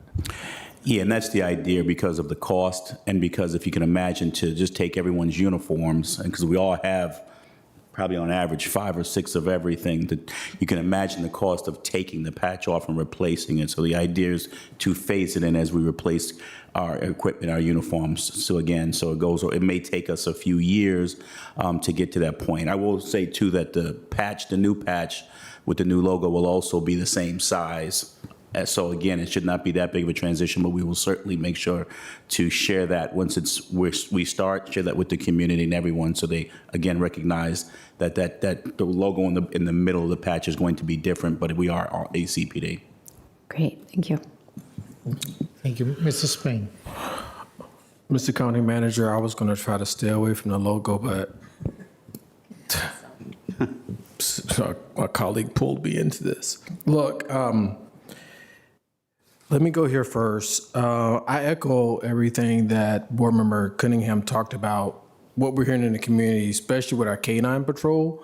So whatever we could do, Deputy Chief, to look at, because as the chair said, whether it's paramilitary, we need to have some very clear identifying aspects of our uniform. And even if I go back and if we look at the K-9 piece, how it's inscribed, like it's green and black, for visually impaired type folks, like it's hard to kind of make a lot of that out. I'm not saying that, but we got to take all those things in consideration as we're putting our uniforms together. We haven't even got into plainclothes agents, right? And what that may look like when folks coming up, knocking on your door. How does plainclothes agents, how many of those do we have roughly around and here in Arlington? For the Arlington, I'm gonna just say that maybe I'll answer that in closed session. Just I think for security and tactical reasons, I don't want to disclose publicly what our complement of plainclothes officers are. Okay, you don't want to disclose how many we have? That's what you're telling me? Yes, sir. Okay. but I will say this, that the chief of police or designee, meaning one of the deputy chiefs, is the only one that can authorize exceptions to the mandatory wear requirement. The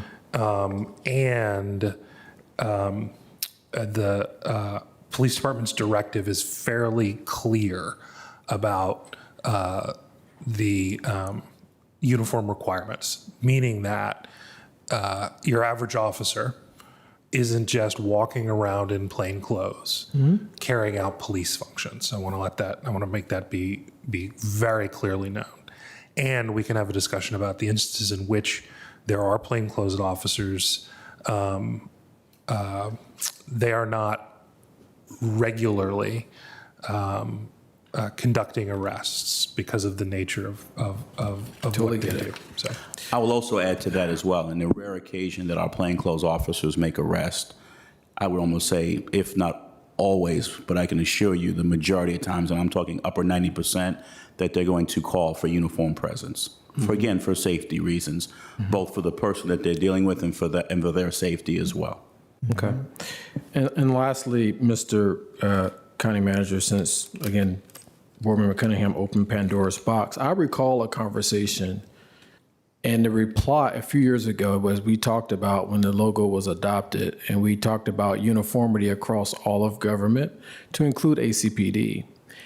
And it was said even at that time that we were going to have a phased approach of changing the uniforms and putting the logo on the uniform of ACPD. What I'm hearing today is that there's now a logo that has been decided on. I haven't seen the logo. That's good. But here we are. You're going to have a phased approach, and you're saying it's going to take 3 to 4 years. So, one, I would like to see that new logo, if you don't mind, the board. I had no idea it was being worked on at your earliest convenience, if you don't mind. That's all I have. Sure. Thank you, Mr. Spain.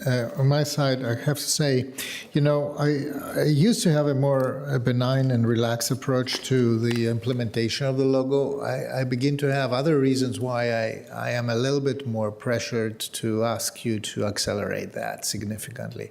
The reason is that today, unfortunately, our logo is associated with friendly and local and dependable and reliable. And so, and I want our officers to enjoy the same association with the county logo.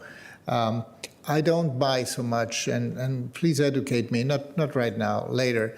I mean, what does it mean, phased approach? I mean, I've been in the military, you have a logo. You cannot have like half of people with one type of a logo and the others with a different type of a logo. That just doesn't work. I mean, at some point we have to bite a bullet here and see whether we can, do a change. I'm comfortable with managing that. but it's about time to really to look at this, especially right now. I mean, we used to live in a country where if the FBI knocks your door, you literally know that's the FBI. They have special vests. They put, giant letters on their extra gear, etc. You literally know. This is not anymore the case. So it is very important to be able to distinguish because especially federal law enforcement, unfortunately, is banking on not being distinguishable, and discernible, and not being accountable at the end. And so that concerns me a lot. So we have to do an extra effort here. It's not just a technical problem. It begins to be a problem of public safety. Congresswoman McClellan sent a letter to the Department of Homeland Security a while ago asking the secretary about decreasing 911 calls from certain parts of her district, significantly decreasing, like 35% or so, 34%, I think. I wonder, that's a question. I wonder if we are monitoring, the average stats that could show us whether our residents still trust us and still call and still expect us to serve. I mean, I understand that in general we are still almost okay, but I don't know if we do that from areas where we see increased concern about trustful engagement with law enforcement.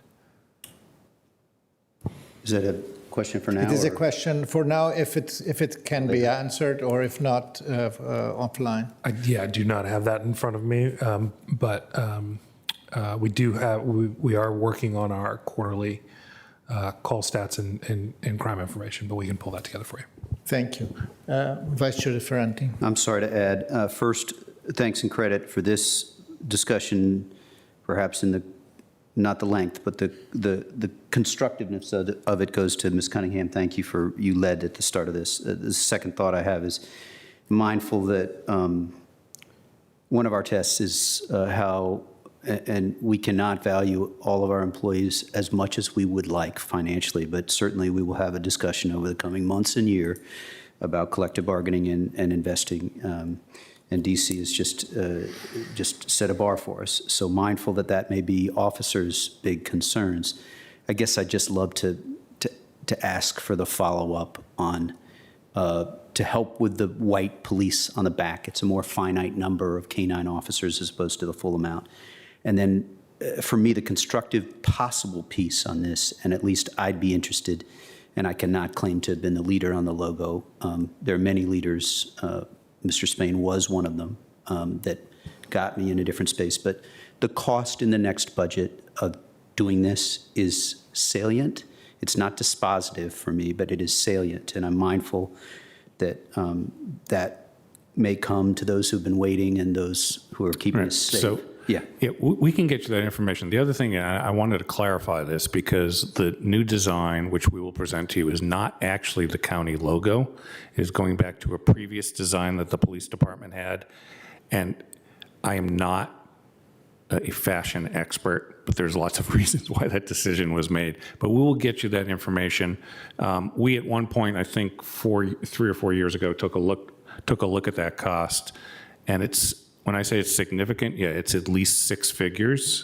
And so it doesn't mean we shouldn't do it as a statement of our values, but I think my position is going to be that we should do it on a gradual basis, but I need to give you more details on that so that you can make the decision about whether you want to invest more money in it. Thank you. Fashion is not my biggest thing. I just don't like the current.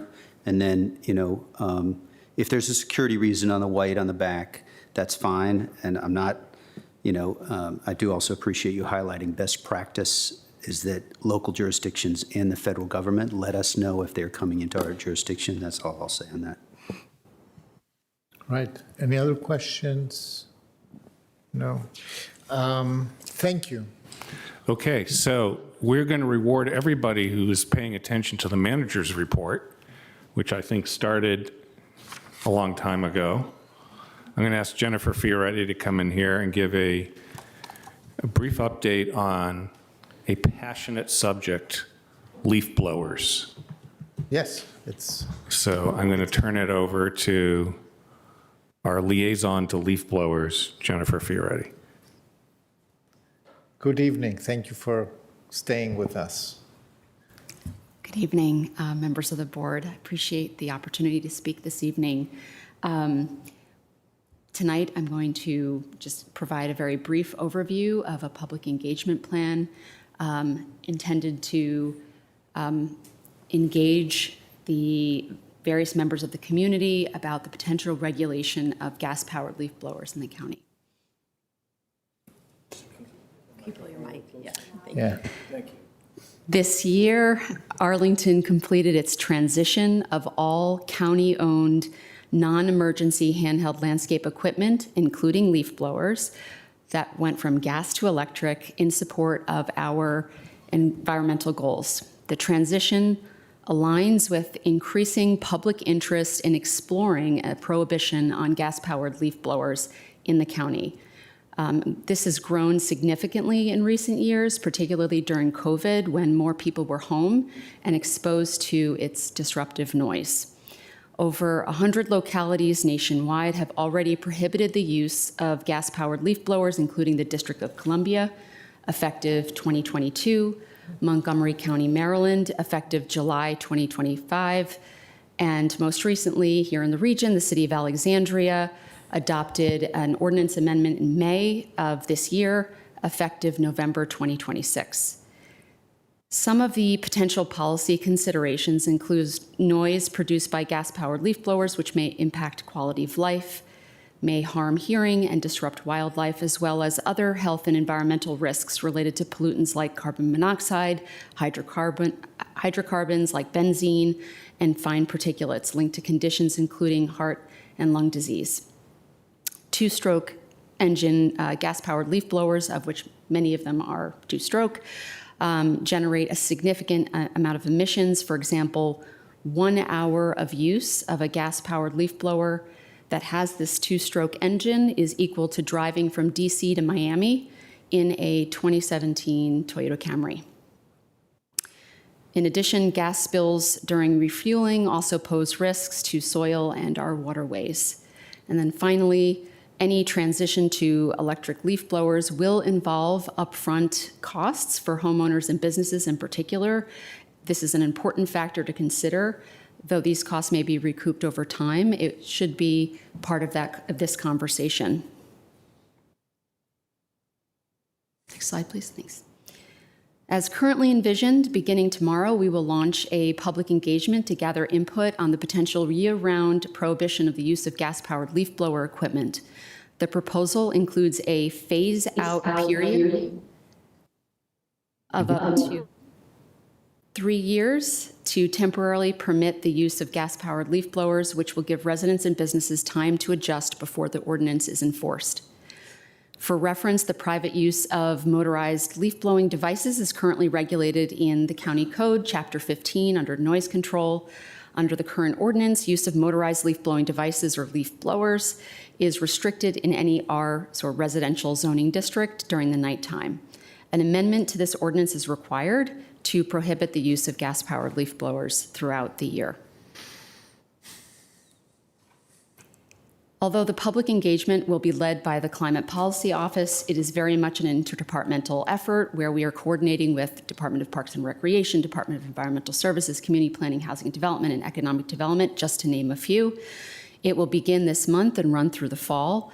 It will include a virtual community meeting, online feedback forum offered in English and Spanish, a public demonstration on a variety of different leaf-blowing devices, makes and models, in-person pop-ups, and a direct communication with 40 lawn and garden companies registered in Arlington. We also will host an informational webinar where we'll hear from landscape companies that have already made the transition or have actually just opened up a 100% electric gardening, lawn and garden business, and a series of presentations to commissions before we wrap up with an engagement summary. This concludes my presentation. Thank you. Thank you, Ms. Fioretti. Colleagues, any questions? Ms. Ms. Cunningham, then Ms. Coffey. I'll keep it brief, but just a huge thank you for moving this forward. I know this has been a priority for several of us and for many, many in the community, because I'm the one that gets to respond to all the letters we've received. I also want to highlight that timeline is a lot of work in a very short period of time, all of it in the fall. So I know you've been working like mad, and you've just brought on another team member, but I appreciate the diligence and speed with which you're leading us into this. Thank you. Ms. Coffey, then Vice Chair DeFerranti, and then Mr. Spain. With that timeline, is the online engagement form out yet, or when should we expect it to be out?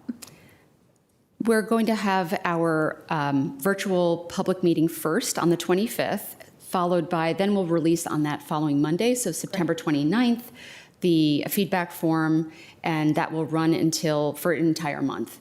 And then all the while we'll be collecting feedback, as well as, of course, through commission presentations and other pop-ups as well.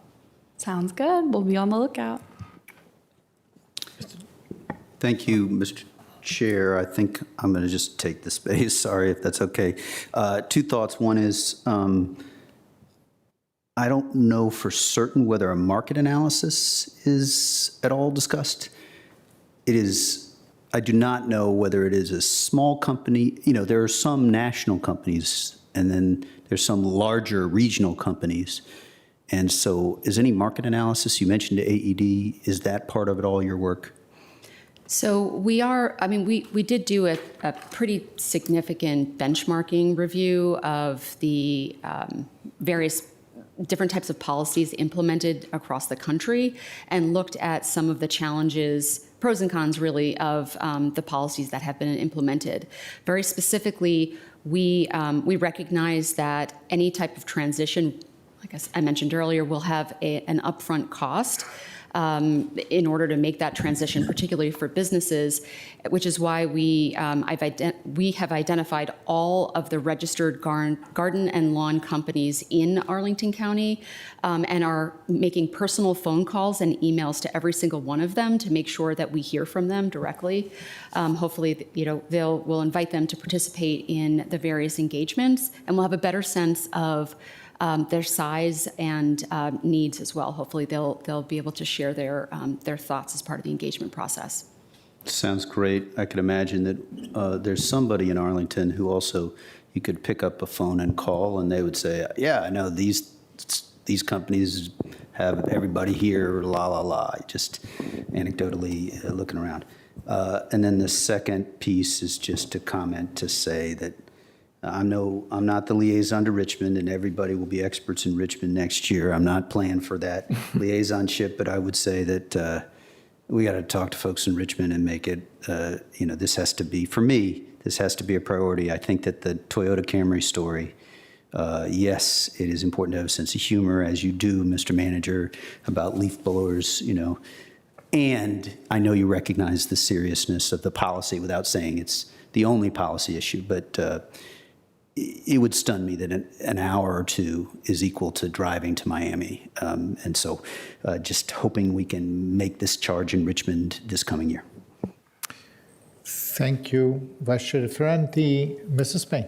I'll keep it brief. Jennifer, thank you for the train that's left the station. And I know this is something, as my colleague Susan Cunningham talked about, something we all want to see, work its way through the process. So I commend you on getting us to this stage, and looking forward to great things, and especially community feedback, and also from the businesses. I think that's where the vice chair was kind of getting out as well, like hearing from our business folks about how their thoughts on this. But ultimately, it's a great start. So thank you for leading us for us.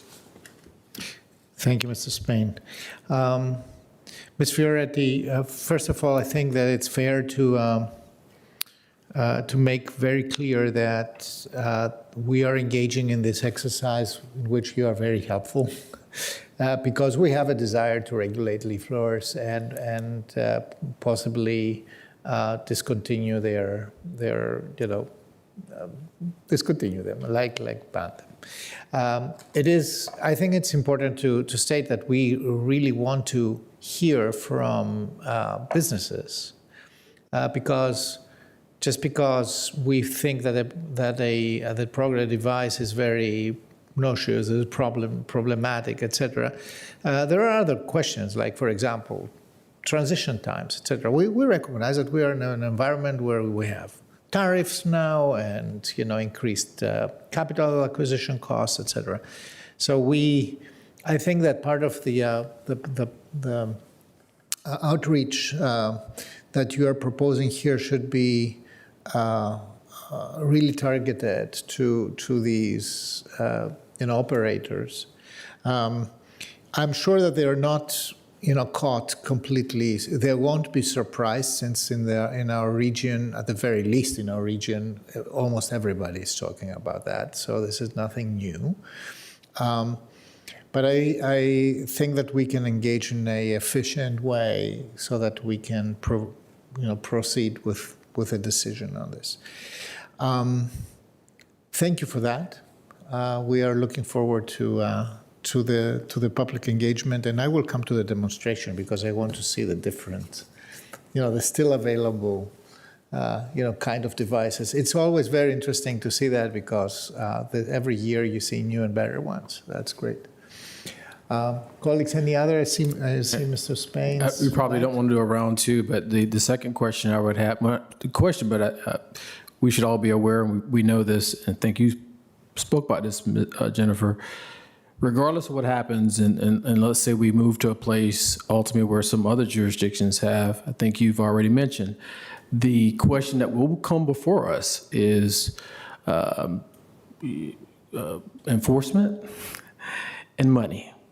Right, and I think that we need to be honest about that, because at the end of the day, great idea, but the community and this feedback, I think these are things we're going to hear. Right, what does it mean at the end of the day if we end up with removal of gas blowers? So, and we're already having challenges right now with enforcement and here in Arlington with parking, for example. Right, so again, just teeing that up, because I think it's going to come back full circle. All right. Thank you, Mr. Spain. Okay, so, and that comes with the annual reminder that raking is a very healthy activity. So prepare for the ultimate substitution of gas-powered leaf blowers, which is the common and humble rake. So thank you, Mr. Reddy, as always. That concludes my presentation. And that concludes actually the part of the meeting that was advertised. Mr. Deputy Clerk, are there any other items that come before the board? There are, Mr. Chair. We've got the first item for resolution to initiate amendments to the Arlington County zoning ordinance. Right. So, colleagues, I will move that the county board adopt a initiating resolution for amendments to the Arlington County zoning ordinance dated September 16th, 2025, that is today, and is attached to the board report.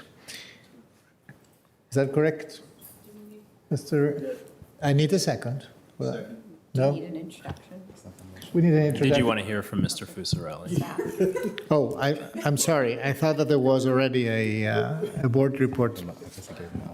So we need an introduction. I just wanted to state for the record that Mr. Fusarelli was fine in the direction you were going, but since you asked, he'll give you 2 sentences.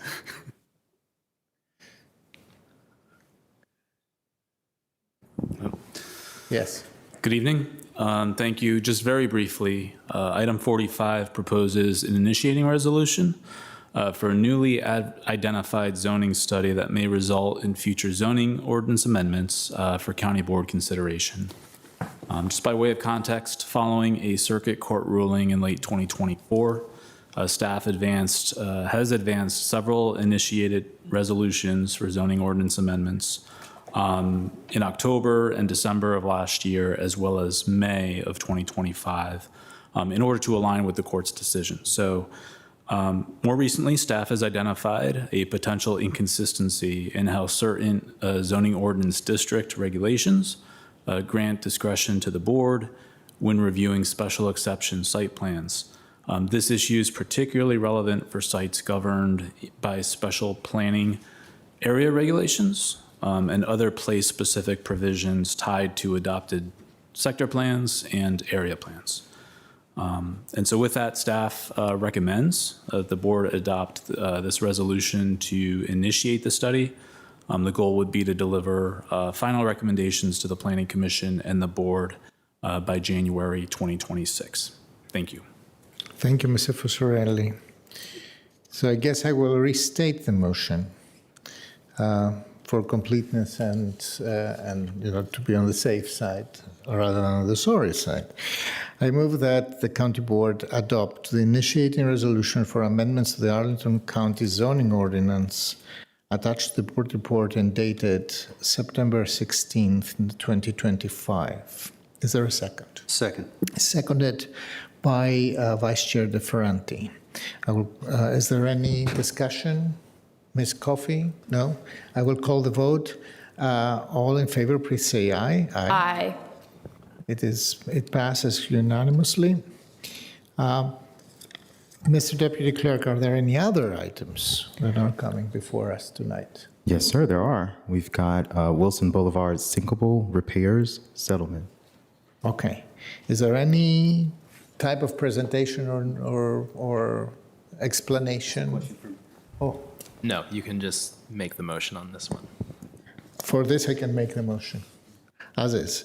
So I move then that the county board authorize the county attorney to enter into a settlement agreement in a final form approved by the county attorney regarding the county's claims against alleged responsible parties for monetary payment for emergency repairs made to Wilson Boulevard in June 2024. Is there a second? Second. It is seconded by by Board Member Spain. And I call the vote. All in favor, please say aye. Aye. It is 5-0. It's unanimous. It passes. Thank you. Mr. Deputy Clerk, any other items coming before the board? Yes, we do, Chair. We've got the Purdue Pharma and Sackler family opioid litigation settlement. Thank you. Mr. Deputy County Attorney, Acting County Attorney, actually, should I say, right?